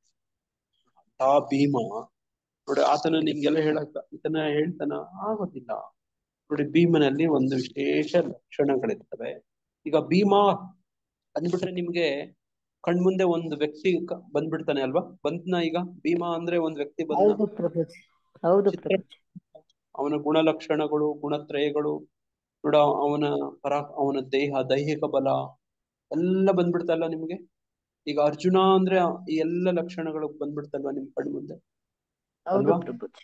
ನೋಡ ಹಂಗೆ ಗುಣತ್ರಯಗಳ ಲಕ್ಷಣಗಳಿರ್ತವೆ ನೋಡಿ. ಅರ್ಜುನನಲ್ಲಿ ಕೆಲವೊಂದು ಲಕ್ಷಣಗಳಿದ್ವು, ಅದಕ್ಕೆ ಅದನ್ನ ಆಯ್ಕೆ ಮಾಡ್ಕೊಳ್ತೇನೆ ನೋಡಿ. ಆತನ ಸ್ನೇಹಿತ ಭಕ್ತ ನೋಡಿ, ಆತನನ್ನ ಈ ತರದೆಲ್ಲ ಮಾತಾಡ್ಬಹುದು, ಪರಸ್ಪರ ಬೈಯೋದು, ಬುದ್ಧಿ ಹೇಳೋದು, ನಿನ್ಗಿದೆಲ್ಲ ಎಲ್ಲಿಂದ ಬಂತು ಅಂತ ಹಿಂಗ್ ಕೇಳೋದು ನೋಡಿ. ಅರ್ಜುನ ಆತನನ್ನು ಶರಣಾಗೋದು ನೋಡಿ. ಯುಧಿಷ್ಠಿರ ಮಹಾರಾಜ ಕೃಷ್ಣನ್ಗೆ ಈ ತರ ಎಲ್ಲ ಮಾತು ಹೇಳ್ತಾನ ನೋಡಿ, ನಾನೀಗ ನಿನ್ನ ಶಿಷ್ಯ ಮತ್ತೆ ನಿನ್ನ ಶರಣಾಗತನಾದ ಆತ್ಮ. ಹಂಗೆಲ್ಲ ಯುಧಿಷ್ಠಿರ ಮಹಾರಾಜ ಹೇಳಕ್ಕಾಗತ್ತೆ? ಹೇಳೋದಿಲ್ಲ, ಪಾಪ ಅಲ್ವಾ? ಆತ ಯುಧಿಷ್ಠಿರ ಅಂತಂದ್ರೆ ಚಕ್ರವರ್ತಿ ಅಂತ, ಇಡೀ ಭೂಮಂಡಲದ ಅಧಿಪತಿ ಅಂತ ನೋಡಿ. ಹಂಗೆ ಶಿಷ್ಯ ನೋಡಿ, ನಾನೀಗ ನಿನ್ನ ಶಿಷ್ಯ, ನಿನಗೆ ಶರಣಾಗತನಾದ ಆತ್ಮ ನೋಡಿ. ಇದು ಅರ್ಜುನ ಹೇಳ್ಬಲ್ಲ ನೋಡಿ. ನನ್ನ ಇಂದ್ರಿಯಗಳನ್ನು ಒಣಗಿಸುತ್ತಿರುವ ಈ ದುಃಖವನ್ನು ಹೊಡೆದೋಡಿಸಲು ನನಗೆ ಮಾರ್ಗವೇ ಕಾಣುತ್ತಿಲ್ಲ. ಭೂಮಿಯಲ್ಲಿ ಸಮೃದ್ಧವಾದ ಸಾಟಿಯೇ ಇಲ್ಲದ ರಾಜ್ಯವನ್ನು ಗೆದ್ದುಕೊಂಡರು ಮತ್ತು ಸ್ವರ್ಗದಲ್ಲಿರುವ ದೇವತೆಗಳ ಪ್ರಭುತ್ವದಂತಹ ಪ್ರಭುತ್ವವನ್ನು ಪಡೆದುಕೊಂಡರು. ನಾನು ಈ ದುಃಖವನ್ನ ಹೋಗಲಾಡಿಸಿಕೊಳ್ಳಲಾರೆ. ಯಾವ ಗುಣ ಇದು? ದುಃಖ. ತಮೋ ಗುಣ ಪ್ರಭುಜಿ. ನೋಡಿ, ತಮೋ ಗುಣದಲ್ಲಿರುವಂತ ಪಕ್ಕ ಲಕ್ಷಣಗಳಿವೆಲ್ಲ ಇಲ್ವಾ? ಅರ್ಜುನ ತಮೋಗುಣಿನ, ಗುಡಾಕೇಶನಾದಂತ ಅರ್ಜುನ ತಮೋಗುಣಿನ ಇಲ್ಲ. ಕೃಷ್ಣ ಆತರ ಒಂದು ಪಾತ್ರವನ್ನ ನೋಡಿ, ಒಬ್ಬ ಸೂತ್ರಧಾರಿಯಾಗಿ ನಮ್ಮೆಲ್ಲರಿಗೂ ಪಾಠ ಕಲಿಸೋದಕ್ಕೋಸ್ಕರ ನೋಡಿ ಅರ್ಜುನನ ಕೈಯಲ್ಲಿ ಈ ತರ ಮಾಡಿಸ್ತಿದ್ದಾನೆ. ಆಟ ನಮ್ಗೆಲ್ಲ ಪಾಠಕ್ಕೋಸ್ಕರ ಈ ಆಟ, ಈ ನಟನೆ ಅಂತ ಪ್ರೂಫ್ ಆದ್ರೆ ಹೇಳ್ತಾರೆ. ಕೃಷ್ಣನ ನಿತ್ಯ ಸಖನಾದಂತವನು, ಸಂಗಡಿಗಾದವನು, ಯಾವಾಗ್ಲೂ ನೋಡಿ ಆತ ಗುಡಾಕೇಶನಾದವನು. ನೋಡಿ ಈ ತರದ್ದೆಲ್ಲ ನಮಗೊಂದು ಹೇಳ್ಕೊಡ್ಬೇಕಿತ್ತು. ಭಗವದ್ಗೀತೆ ಹೇಳೋದಕ್ಕೋಸ್ಕರ ಅರ್ಜುನನನ್ನ ಒಂದು ನೋಡಿ ಮಾಧ್ಯಮವಾಗಿ ಇಟ್ಕೋಬೇಕಾಗಿತ್ತು. ನೋಡಿ ಹಂಗೆ ನೋಡಿ ಇಲ್ಲಿ ಹೇಳ್ತಾರೆ, ಸಂಜಯನು ನೋಡಿದನು, ಶತ್ರುಗಳನ್ನು ನಿಗ್ರಹಿಸಬಲ್ಲ ಅರ್ಜುನನು ಈ ಪ್ರಕಾರ ಕೃಷ್ಣನಿಗೆ ತಿಳಿಸಿ, ಗೋವಿಂದ ನಾನು ಯುದ್ಧ ಮಾಡುವುದಿಲ್ಲ ಎಂದು ಹೇಳಿ ಮೌನ ತಾಳಿದನು.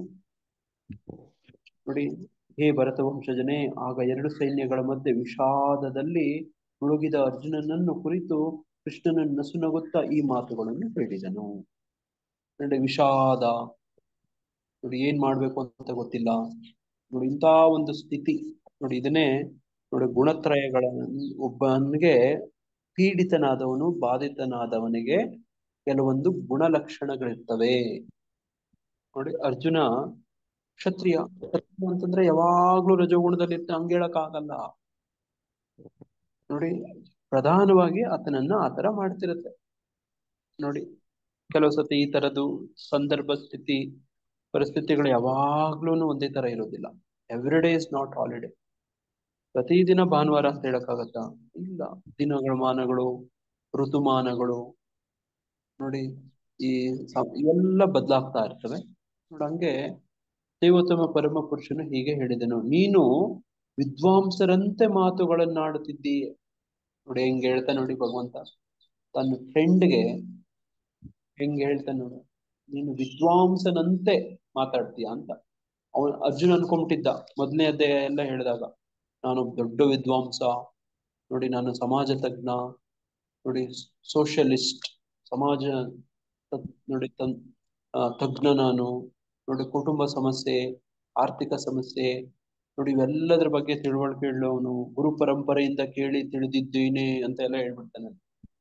ನೋಡಿ ಅದಕ್ಕೆ ನೋಡಿ ಕೃಷ್ಣ ಅರ್ಜುನನಿಗೆ ನೋಡಿ ಹೆಂಗೆ ನೋಡಿ ಲೆಸನ್ ತಗೊಳ್ತಿದ್ದಾನೆ, ಪಾಠ ಮಾಡ್ತಿದ್ದಾನೆ, ನೋಡಿ ಬೈತಿದ್ದಾನೆ, ಉಗೀತಿದ್ದಾನೆ ಅಂತ ಹೇಳ್ಬೇಕು. ನೋಡಿ ಈ ಮಾತನ್ನ ಧರ್ಮರಾಜನ್ಗೆ ಹಿಂಗೆಲ್ಲ ಹೇಳಕ್ಕಾಗಲ್ಲ. ಧರ್ಮರಾಜನಿಗೆ ಕೃಷ್ಣ ಹೇಳ್ತಾನ, ನೀನು ವಿದ್ವಾಂಸನಂತೆ ಮಾತನಾಡುತ್ತಿದ್ದೀಯ ಅಂತ ಹಿರಿಯನಾದ ಧರ್ಮರಾಜನಿಗೆ ಹೇಳಕ್ಕಾಗತ್ತ? ಹೇಳಕ್ಕಾಗಲ್ಲ. ಭೀಷ್ಮಾಚಾರ್ಯರಿಗೆ ಹೇಳಕ್ಕಾಗತ್ತ? ಹೇಳಕ್ಕಾಗಲ್ಲ. ಫ್ರೆಂಡ್ಗೆ ಸಮಾನನಾದವನ್ ಹೇಳು. ಅದಕ್ಕೋಸ್ಕರ ಅರ್ಜುನನನ್ನ ಆಯ್ಕೆ ಮಾಡಿ ನೋಡಂಗೆ ನೋಡಿ ಅರ್ಜುನನ ಗುಣಲಕ್ಷಣಗಳು ಹಂಗೇ ನೋಡಿ ನೋಡಿ ಇಲ್ಲಿ ಹೇಳ್ತಾನೆ, ಆದರೆ ಶೋಕಕ್ಕೆ ಯೋಗ್ಯವಲ್ಲದವನ್ನನ್ನು ಕುರಿತು ಶೋಕಿಸುತ್ತಿದ್ದೀವಿ. ನೋಡಿ ಶೋಕ, ಮೋಹ, ಭ್ರಮೆ ಇದೆಲ್ಲ ಯಾವ ಲಕ್ಷಣ? ತಮೋ ಗುಣದ ಲಕ್ಷಣ. ಮೋಗುಣ. ಪಂಡಿತರು ಸತ್ತವರಿಗಾಗಲಿ ಬದುಕಿರುವವರಿಗಾಗಲಿ ಪ್ರಲಾಪಿಸುವುದಿಲ್ಲ. ನೋಡಿ ಅಯ್ಯೋ ಅಂತ ಹೇಳ್ತಾರೆ ನೋಡಿ. ಹೀಗೆ ಸತ್ತವ್ರಿಗಾಗ್ಲಿ ಬದುಕಿರೋರ್ಗಾಗ್ಲಿ ಪಂಡಿತರು ಆಳೋದಿಲ್ಲ. ನೋಡಿ ಇವರು ಸತ್ವಗುಣದಲ್ಲಿರೋರು. ಪಂಡಿತರು ಅಂದ್ರೆ ಯಾರು? ಜ್ಞಾನಿಗಳು. ಸತ್ವಗುಣದಲ್ಲಿರೋರು ಜ್ಞಾನಿಗಳು. ನೋಡಿ ಪಂಡಿತರು ನೋಡಿ ಅವರೆಲ್ಲ ಆಳೋದಿಲ್ಲ. ನಾನೂ ಇರಲಿಲ್ಲ ಎನ್ನುವ ಕಾಲವೇ ಇರಲಿಲ್ಲ, ನೀನು ಈ ರಾಜರು ಇರದಿದ್ದ ಕಾಲವೇ ಇರಲಿಲ್ಲ, ಭವಿಷ್ಯದಲ್ಲಿಯೂ ನಾವೆಲ್ಲರೂ ಇರುವುದಿಲ್ಲ ಎನ್ನುವುದೇ ಇಲ್ಲ. ನೋಡಿ ಹಿಂಗೆ ಈಗ ಜ್ಞಾನ ಕೊಡ್ತಾ ಹೋಗ್ತಾನೆ. ನೋಡಿ ಈಗ ಎಲ್ಲ 2ನೇ ಅಧ್ಯಾಯ ನೋಡಿ ಗೀತಾ ಸಾರ ಸಂಗ್ರಹ, ಅದೊಂದು ಸಾರ. ಇಡೀ ಭಗವದ್ಗೀತೆ ಒಂದು ಸಾರ 2ನೇ ಅಧ್ಯಾಯದಲ್ಲಿ ಸಿಗುತ್ತೆ. ಹಂಗೆ ನೋಡಿ ಗುಣತ್ರಯಗಳನ್ನ ನಾವು ಗುರ್ತಿಸ್ಕೋಬೇಕು. ಯಾವ ಲಕ್ಷಣಗಳು ನಮ್ಮಲ್ಲಿದ್ದಾವೆ. ನಮ್ ಜೊತೆ ಯಾರೋ ಕೆಲವರು ವ್ಯವಹರಿಸಕ್ ಬರ್ತಾರೆ. ನೋಡಿ ನಮ್ಮ ಜೊತೆಗೆ ಇರೋ ಕುಟುಂಬ ಸದಸ್ಯರುಗಳಾಗ್ಲಿ, ನೋಡಿ ಯಾರ್ಯಾರೋ ನಮ್ಮ ಸಂಪರ್ಕಕ್ಕೆ ಬರ್ತಾನೆ ಇರ್ತಾರೆ, ಅವರಲ್ಲಿ ನಾವು ಇದನ್ನ ಗುರುತಿಸೋ ಪ್ರಯತ್ನ ಮಾಡ್ಬೇಕು. ನೋಡಿ ಆತನು ಆ ಯಾವ ಗುಣದಿಂದ ಈತ ಪ್ರಭಾವಿತನಾಗಿದ್ದಾನೆ, ಎಷ್ಟರ ಮಟ್ಟಕ್ಕಾಗಿದ್ದಾನೆ, ಆ ಆ ಗುಣದಿಂದ ಎಷ್ಟು ಮಟ್ಟಕ್ಕೆ ಬಾಧಿತನಾಗಿದ್ದಾನೆ, ನೋಡಿ ಆತನ ಜೊತೆ ನಾನೀಗ ಹೆಂಗ್ ಮಾತಾಡ್ಬೇಕು, ನೋಡಿ ಹೆಂಗ್ ವ್ಯವಹರಿಸ್ಬೇಕು. ನೋಡಿ ಯಾರೋ ಒಬ್ಬ ರಜೋಗುಣದಿಂದ ನೋಡಿ ಕೋಪ, ಆವೇಶ, ಸಿಟ್ಟು ಇಂದ ಕೂಗಾಡ್ಕೊಂಡು ಬರ್ತಾನೆ. ಈಗ ಆತನ ಜೊತೆ ನಾನು ಕೂಗಾಡಿದ್ರೆ ಏನಾಗತ್ತದು, ಹಾಳಾಗ್ಬಿಡುತ್ತೆ ಸಂದರ್ಭ. ನೀವು ನೋಡಿರ್ತೀರಿ ಕೆಲವರು ಬುದ್ಧಿವಂತರು ಹೆಂಗೆ ವ್ಯವಹರಿಸ್ತಾರೆ ಅಂತ. ನೋಡಿ ತುಂಬಾ ಕೋಪದಿಂದ ಬರ್ತಾರೆ.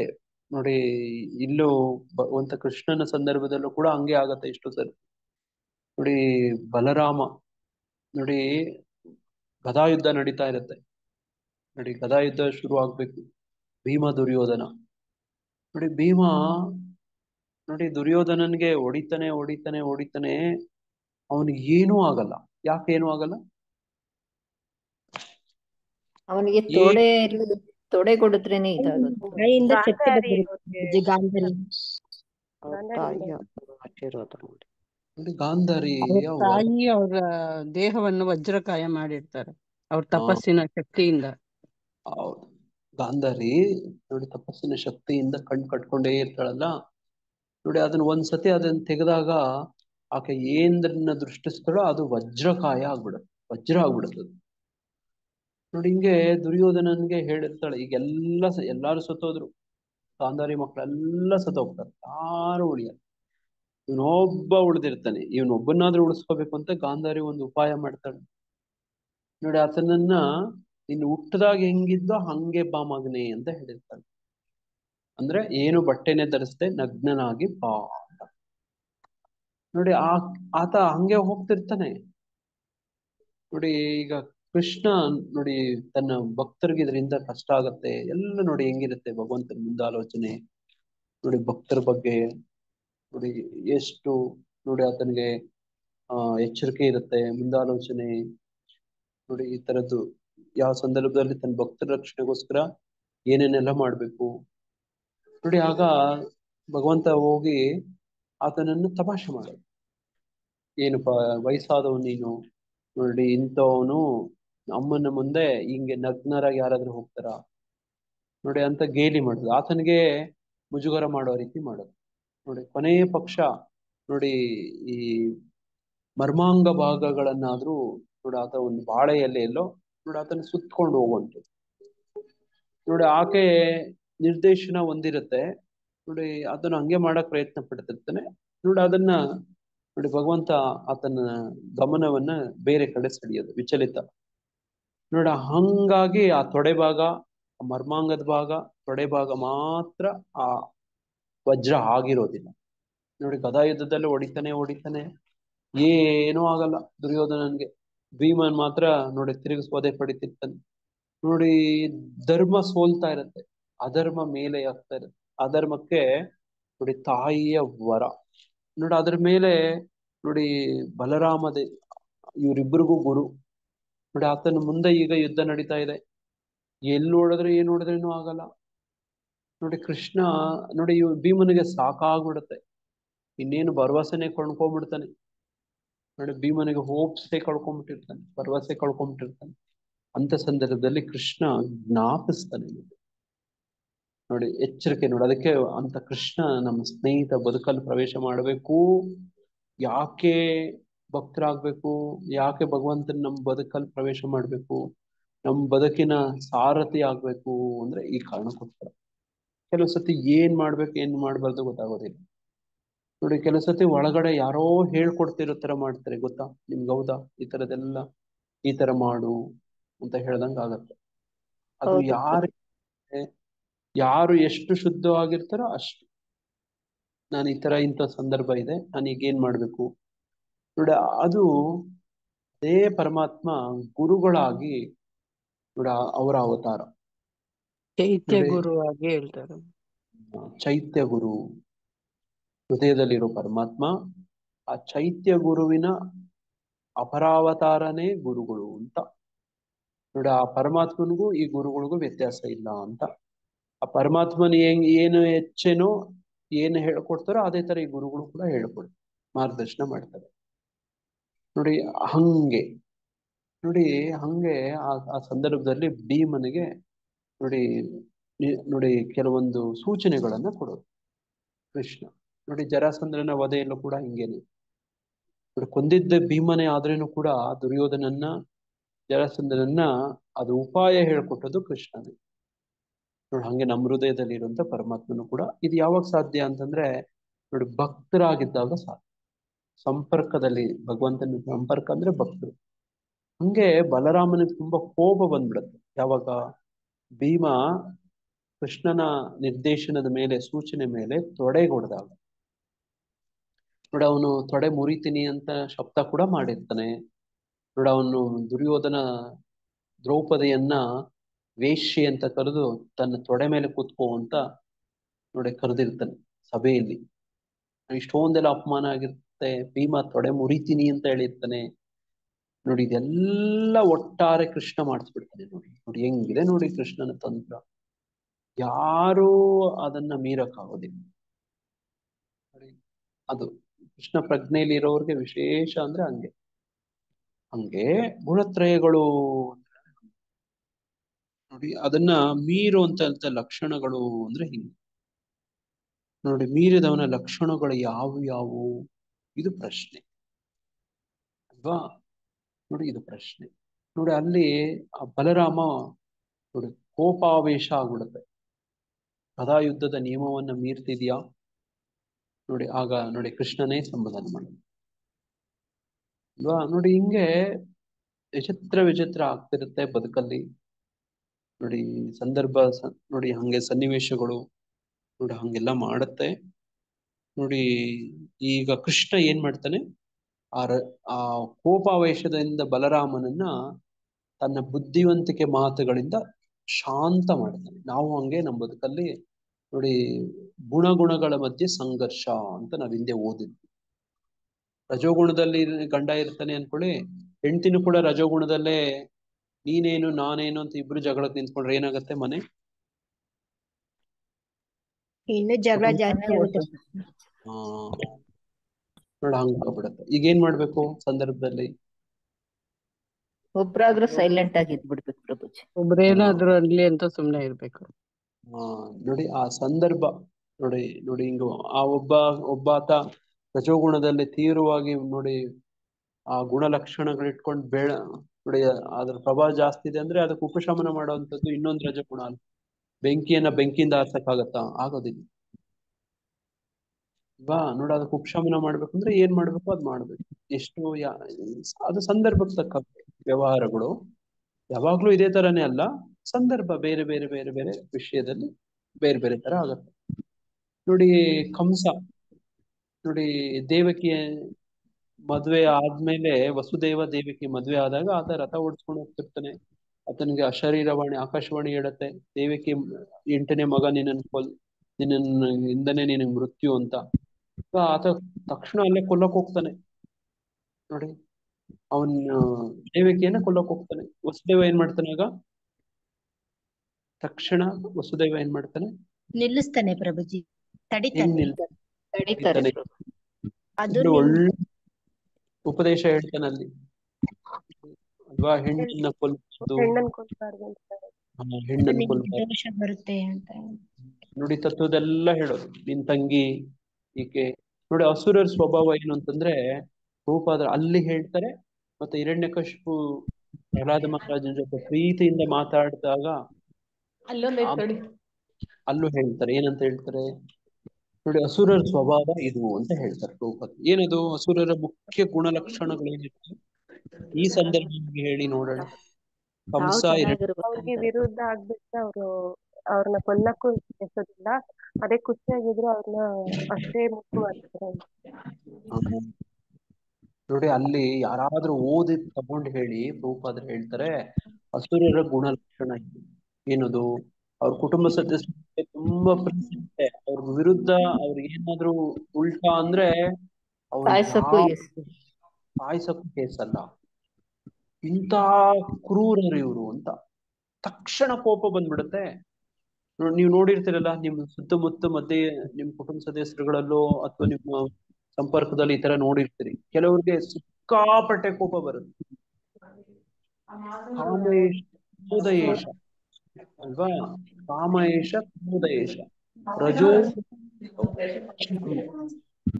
ನೋಡಿ, ಕಾಮಯೇಶ ಕ್ರೋಧಯೇಶ ರಜೋಗುಣ ಸಮುದ್ಭವ. ರಜೋಗುಣದಿಂದ ಕಾಮ ಕ್ರೋಧ ನೋಡಿ ಉದ್ಭವ ಆಗತ್ತೆ ಅನ್ನೋದು ವಿಚಾರ. ನೋಡಿ, ಅವ್ರಿಗೆ ಅಸುರರದು ಇದೊಂದು ಗುಣಲಕ್ಷಣ. ತುಂಬಾ ಪ್ರೀತಿ ಮಾಡ್ತಿರ್ತಾರೆ, ಇದ್ದಕ್ಕಿದ್ದಂಗೆ ಕಾಮ ಕ್ರೋಧ ಬಂದ್ಬಿಡುತ್ತೆ, ವಿಪರೀತ ಕೋಪ ಬಂದ್ಬಿಡುತ್ತೆ. ಯಾವ ಮಟ್ಟಕ್ಕೆ ಅಂದ್ರೆ ಸಾಯ್ಸಾಕ್ಬಿಡ್ತಾರೆ ಬೇಕಿಗೆ ಹತ್ತರ. ನೋಡಿ ಆ ತರದಿರುತ್ತೆ ನೋಡಿ, ಇದು ಗುಣಲಕ್ಷಣ. ನೋಡಿ ಆ ಕ್ರೋಧ ನೋಡಿ ಅಸುರರ ಸ್ವಭಾವ ಇದು ಅಂತ ಪ್ರಭುಪಾದರು ಅಲ್ಲಿ ಬರೀತಾರೆ. ನೋಡಿ ಅಲ್ಲಿ ಹೇಳ್ತಾರೆ, ನಮಗೆಲ್ಲ ಹೇಳ್ಕೊಡಕ್ ಪ್ರಯತ್ನ ಮಾಡ್ತಾರೆ. ನೋಡಿ ಹಂಗೆ ಒಬ್ಬೊಬ್ಬರಿಗೂ ಕೂಡ ಒಂದೊಂದೊಂದೊಂದೊಂದೊಂದು ಗುಣ ಲಕ್ಷಣಗಳಿರ್ತವೆ ಅನ್ನೋದು ವಿಚಾರ. ನೋಡಿ ಹಂಗೆ ನೋಡಿ, ಈಗ ಇವೆಲ್ಲ ಹೇಳಿ ಕೇಳಿ ನಾವ್ ಏನ್ ಮಾಡ್ಬೇಕು ಮಾತಾಜಿ, ಪ್ರಭುಜಿ ಯಾರಾದ್ರೂ ಹೇಳಿ. ಈಗ ಆಯ್ತು, ಇದೆಲ್ಲ ಗೊತ್ತಾಗೋಯ್ತು ನಮ್ಗೆ, ಈಗ ಏನ್ ಮಾಡ್ಬೇಕು? ನಾವು ನಮ್ಮ ಸತ್ವಗುಣದಲ್ಲಿ ಗುಣಗಳನ್ನ ಇರ್ಬೇಕು. ಬದಲಾಯಿಸ್ಕೋಬೇಕು. ಬದಲಾಯಿಸ್ಕೋಬೇಕು. ಸತ್ವಗುಣದಲ್ಲಿ ಇರ್ಬೇಕು. ನೋಡಿ ಇದೆಲ್ಲ ನಾವು ವಿಷಯ ನಮ್ಮ ಗುಣಗಳನ್ನ ಮಾಹಿತಿಗೆ ಅಷ್ಟೇ ಬದಲಾಯಿಸಿ ಅಲ್ಲ. ಇದು information is not just for information. This information is for transformation. Transformation. ನೋಡಿ ಎಲ್ಲೋ ಒಂದ್ ಸ್ವಲ್ಪ ಬದಲಾವಣೆಗಳು ಆಗ್ಬೇಕು. ನೋಡಿ ಇವೆಲ್ಲ ಹೇಳಿ ಕೇಳಿ ತಿಳ್ಕೊಂಡು ನಮ್ ಕುಟುಂಬದಲ್ಲೇನೆ ಆಗ್ತಿರತ್ತೆ ದಿನಾ. ನೋಡಿ ಗುಣಗಳ ಮಧ್ಯೆ ಸಂಘರ್ಷ ಆಗ್ತಾ ಇರತ್ತೆ. ನೋಡಿ ನಮ್ಮ ದಿನ ಅಂದ್ರೆ ಬದುಕು ಅಂದ್ರೆ ಅನುಭವ ಅಂದ್ರೆ ಗುಣಗಳ ಮಧ್ಯೆ ಆಗಿರ್ತ ಸಂಘರ್ಷಗಳು. ನೋಡಿ ಹಂಗೆ ಕೆಲವು ಸತಿ ಮಾತಿಗೆ ಮಾತು ಬೆಳೆದು ಬೆಂಕಿ ಇಟ್ಕೊಂಡ್ಬಿಡುತ್ತೆ. ನೀವ್ ಹಂಗೆ ಜ್ಞಾಪಿಸ್ಕೊಳ್ಳಿ, ಒಂದ್ ಸೆಕೆಂಡ್, ಒಂದ್ ನಿಮಿಷ ಜ್ಞಾಪಿಸ್ಕೊಳ್ಳಿ. ಮಾತಿಗೆ ಮಾತು ಬೆಳೆದು ದೊಡ್ಡ ರಂಪಾಟ ಆಗಿ ಬೆಂಕಿ ಅಂಟ್ಕೊಂಡಂಗಾಗುತ್ತೆ. ನಿಮ್ ಜೀವನದಲ್ಲಿ ಎಷ್ಟೊಂದು ಅನುಭವಗಳಾಗಿರ್ತವೆ. ಮೊದ್ಲು ಆ ತರ ಆಗ್ತಿತ್ತು ಪ್ರಭುಜಿ, ಈಗ ಅಷ್ಟ ಆಗೋದಿಲ್ಲ. ಪ್ರಭುಜಿ ಹೌದು ತಪ್ಸ್ಕೊಂಡ್ಬಿಟ್ಟಿದೀವಿ. ಪ್ರಭು. ಅಲ್ಲ ಮೊದ್ಲೆಲ್ಲ ಆಗಿದೆ ಪ್ರಭುಜಿ ಈ ತರ. ನೋಡಿ ಮಾತಿಗೆ ಮಾತು ಮಾತಿಗೆ ಮಾತು ಮಾತಿಗೆ ಮಾತು ನೋಡಿ ಅದು ಹಂಗೆ ಘರ್ಷಣೆ ಆಗಿ, ಇದು ಏನಂದ್ರೆ ಗುಣಗಳ ಮಧ್ಯೆ ಘರ್ಷಣೆ. ನೋಡಿ ಈಗ ನಾವು ಇವಾಗ ಇದೆಲ್ಲ ಓದಿ ಕೇಳಿ ಒಂದು ತಿಳ್ಕೊಂಡ್ಬಿಡ್ಬೇಕು. ನೋಡಿ ಯಾರು ಯಾವ ಗುಣಗಳಿರೋರು ಹೆಂಗಿರ್ತಾರೆ ನೋಡಿ, ಅದನ್ನ ಮೀರೋದು ಹೆಂಗೆ, ಅದನ್ನ ಉಪಶಮನ ಮಾಡೋದು ಹೆಂಗೆ, ಇವುಗಳೆಲ್ಲ ದಾಟಿ ಬರೋದು ಹೆಂಗೆ, ಈ ಬದ್ಧ ಸ್ಥಿತಿ ಬಂಧನದಿಂದ ಆಚೆ ಬರೋದು ಹೆಂಗೆ, ನೋಡಿ ಇದು ವಿಚಾರ. ಹಂಗಾಗಿ ಗುಣತ್ರಯಗಳನ್ನು ಮೀರಿದ ಲಕ್ಷಣಗಳು ಯಾವುವು, ಆತನು ಹೇಗೆ ನಡ್ಸ್ಕೊಳ್ತಾನೆ ನೋಡಿ, ಅವನು ಹೆಂಗ್ ನಡ್ತಾನೆ, ಕುಡ್ದವನು ಹೆಂಗ್ ನಡ್ಕೊಳ್ತಾನೆ, ರೋಗಿ ಹೆಂಗಿರ್ತಾನೆ, ಕಳ್ಳ ಮಳ್ಳ ಹೆಂಗಿರ್ತಾನೆ ಅಲ್ವಾ? ನೋಡಿ ಒಬ್ಬ ಶತ್ರು ಹೆಂಗಿರ್ತಾನೆ, ಒಬ್ಬ ಮಿತ್ರ ಹೆಂಗಿರ್ತಾನೆ ಅಲ್ವಾ? ಒಬ್ಬೊಬ್ಬರಿಗೂ ಒಂದು ಲಕ್ಷಣಗಳಿದಾವೆ. ಆತನು ಹೇಗೆ ನಡೆದುಕೊಳ್ಳುತ್ತಾನೆ, ಅವನು ಹೇಗೆ ಪ್ರಕೃತಿ ಗುಣಗಳನ್ನ ಮೀರುತ್ತಾನೆ, ಇದು ಕೊನೆಯದಾಗಿ ಮೀರೋದೆ. ನೋಡಿ ಕೃಷ್ಣ ಹೇಳಿದ್ನಲ್ವಾ ನಿನ್ನೆ ದಿನ ಶ್ಲೋಕದಲ್ಲಿ, ನೋಡಿ ಇಲ್ಲಿ ಹೇಳ್ತಾನೆ ನೋಡಿ, ಮೀರೋದ್ರ ಬಗ್ಗೆ ಹೇಳ್ತಾನೆ, ನೀನು ಮೀರಬೇಕು ಅಂತ ಹೇಳ್ತಾನೆ. ನೋಡಿ ಇಲ್ಲಿ ಹೇಳ್ತಾನೆ 19ನೇ ಶ್ಲೋಕ, ಎಲ್ಲ ಚಟುವಟಿಕೆಗಳಲ್ಲಿ ಈ ಗುಣಗಳಲ್ಲದೆ ಬೇರೆ ಕರ್ತೃವಿಲ್ಲ ಎನ್ನುವುದನ್ನು ಮನುಷ್ಯನು ಸರಿಯಾಗಿ ಅರ್ಥ ಮಾಡಿಕೊಂಡು ಈ ಎಲ್ಲ ಗುಣಗಳಿಗೆ ಅತೀತನಾದ ಪರಮಪ್ರಭುವನ್ನು ಅರಿತಾಗ ತನ್ನ ಆಧ್ಯಾತ್ಮಿಕ ಭಾವವನ್ನ ಪಡಿತಾನೆ. ದೇಹಧಾರಿಯಾದ ಜೀವಿಯು ಐಹಿಕ ದೇಹದೊಂದಿಗೆ ಸಹಯೋಗವಿರುವ ಈ ಮೂರುಗಳನ್ನು ಮೀರಬಲ್ಲವನಾಗಬೇಕು. ನೋಡಿ ಆಗ ಅವನು ಹುಟ್ಟು ಸಾವು ಮುಪ್ಪು ಮತ್ತು ಅವುಗಳ ದುಃಖಗಳಿಂದ ಬಿಡುಗಡೆ ಹೊಂದಿ ಈ ಜನ್ಮದಲ್ಲೂ ಅಮೃತವನ್ನ ಸವಿತಾನೆ. ನೋಡಿ ಈಗ ಅರ್ಜುನನಿಗೆ ಆ ಅಮೃತವನ್ನ ಸವಿಬೇಕು ಅಂತ ಇಷ್ಟ ಆಗುತ್ತೆ ಅಲ್ವಾ? ಹೆಂಗೆ ಗುಣಗಳನ್ನ ಮೀರೋದು ಅಂತ ನೋಡಿ ನನಗೆ ಕುತೂಹಲ ಆಗಿದೆ. ನೋಡಿ ಅದಕ್ಕೆ ಪ್ರಶ್ನೆಗೆ ಮುಂದಿನ ಶ್ಲೋಕ, ಮುಂದಿನ ಇಡೀ ಅಧ್ಯಾಯ ಅದೇ ವಿಷಯವಾಗಿದೆ. ಹಂಗಾಗಿ ಇಲ್ಲಿ ಭಾವಾರ್ಥದಲ್ಲಿ ಶ್ರೀಲ ಪ್ರಭುಪಾದರು ಹೇಳ್ತಾರೆ, ಈ ಶ್ಲೋಕದಲ್ಲಿ ಅರ್ಜುನನ ಪ್ರಶ್ನೆಗಳು ತುಂಬಾ ಯುಕ್ತವಾಗಿವೆ. ನೋಡಿ ಎಷ್ಟು ಪ್ರಶ್ನೆ ಇಟ್ಟಿದ್ದಾನೆ ಈ ಶ್ಲೋಕದಲ್ಲಿ, 3 ಪ್ರಶ್ನೆಗಳು ಇಟ್ಟಿದ್ದಾನೆ. ನೋಡಿ ಭಗವದ್ಗೀತೆ, ಇಡೀ ಭಗವದ್ಗೀತೆಯನ್ನ ನಾವು ಅರ್ಜುನನ ಪ್ರಶ್ನೆ ಏನಾಗಿತ್ತು, ಅದಕ್ಕೆ ಭಗವಂತನ ಉತ್ತರ ಏನಾಗಿತ್ತು, ಪ್ರಶ್ನೆ ಏನಾಗಿತ್ತು, ಉತ್ತರ ಏನಾಗಿತ್ತು, ಹಿಂಗೇ ಅರ್ಥ ಮಾಡ್ಕೋಬೇಕು. ನಾನು ಹಿಂಗೆ ಓದ್ಕೊಂಡು ಹೋಗ್ತಿದ್ದೀನಿ ಅಂದ್ರೆ ಅದು ಅರ್ಜುನನ ಯಾವ ಪ್ರಶ್ನೆಗೆ ಇದು ಉತ್ತರ ಅನ್ನೋದು ಗೊತ್ತಿಲ್ಲ. ಅವಾಗ್ಲೇ ಭಗವದ್ಗೀತೆ ಅರ್ಥ ಆಗೋದು. ಇಲ್ಲದೆ ಇದ್ರೆ ಅರ್ಥ ಆಗಲ್ಲ ನೋಡಿ. ಹಂಗೆ ನೋಡಿ, ತುಂಬಾ ಯುಕ್ತವಾದಂತ ಪ್ರಶ್ನೆ ನೋಡಿ. ಇದು ವಿಶೇಷ. ಒಬ್ಬ ಗುರು ಶಿಷ್ಯ ಅರ್ಜುನನ್ಗೆ ಯಾಕೆ ಹೇಳ್ದ ಅಂದ್ರೆ, ಅರ್ಜುನ ಅಂತ ಒಬ್ಬ ನೋಡಿ ವ್ಯಕ್ತಿ ನೋಡಿ. ಹಂಗೆ ಗುರುಗಳ ಹತ್ರ ನಾವು ಸೂಕ್ತವಾದ ಪ್ರಶ್ನೆ, ಪರಿಪ್ರಶ್ನೆಯನ್ನ ಸೇವೆಯ ನೋಡಿ ಏನ್ ಮಾಡ್ಬೇಕಂತೆ ಭಗವದ್ಗೀತೆ 4ನೇ ಅಧ್ಯಾಯದಲ್ಲಿ ಹೇಳ್ತಾರೆ ಭಗವಂತ. 34ನೇ ಶ್ಲೋಕ ಇರಬಹುದು ಬಹುಶಃ. ಹೌದು ನೋಡಿ ಪ್ರಭು. ತದ್ವಿದ್ಯೇನ ಪರಿಪ್ರಶ್ನೆನ ಸೇವೆಯ ಉಪದೇಶಾಂತಿಥ್ಯ ಜ್ಞಾನತ್ವ ಶಾಂತಿ ಮುಚ್ಚತಿ. ಅಲ್ಲಲ್ಲ, ಶಾಂತಿಮಲ್ಲ. ಜ್ಞಾನ ದೇಶಜ್ಞಾನಿನಂ ಜ್ಞಾನಿನಂ ತತ್ವದರ್ಶಿನಃ. ಅವಾಗ ಮಾತ್ರನೇ ನಾವು ತತ್ವದ ಸಮೇತ ಭಗವಂತನನ್ನು ಅರಿಯಲು ಸಾಧ್ಯ. ಗುರುವಿನ ಬಳಿಗೆ ಹೋಗಿ ಸತ್ಯವನ್ನು ತಿಳಿದುಕೊಳ್ಳಲು ಪ್ರಯತ್ನಿಸು. ನಮ್ರನಾಗಿ ಅವರಿಗೆ ಪ್ರಶ್ನೆ ಮಾಡು ಮತ್ತು ಅವರಿಗೆ ಸೇವೆ ಮಾಡು. ಆತ್ಮ ಸಾಕ್ಷಾತ್ಕಾರ ಪಡೆದ ವ್ಯಕ್ತಿಗಳು ಸತ್ಯವನ್ನು ಕಂಡಿದ್ದಾರೆ. ಆದುದರಿಂದ ಅವರು ನಿನಗೆ ಜ್ಞಾನೋಪದೇಶ ಮಾಡಬಲ್ಲರು. ನೋಡಿ ಹಂಗೆ ಅವರು ಕಂಡಿದ್ದಾರೆ, ನಮಗೂ ಉಪದೇಶ ಮಾಡ್ತಾರೆ ನೋಡಿ. ಹಂಗೆ ಇಲ್ಲಿ ಒಳ್ಳೆ ಸರಿಯಾದ ಪ್ರಶ್ನೆಗಳು ಕೇಳಬೇಕು ನೋಡ. ಆಗಲೇ ಐಹಿಕ ಗುಣಗಳನ್ನು ಮೀರಿದ ಮನುಷ್ಯನ ಲಕ್ಷಣಗಳನ್ನು ಅವನು ತಿಳಿದುಕೊಳ್ಳಲು ಬಯಸುತ್ತಾನೆ. ಇಂತಹ ದಿವ್ಯ ಮನುಷ್ಯನ ಲಕ್ಷಣಗಳೇನು ಎಂದು ಮೊದಲು ಪ್ರಶ್ನಿಸುತ್ತಾನೆ.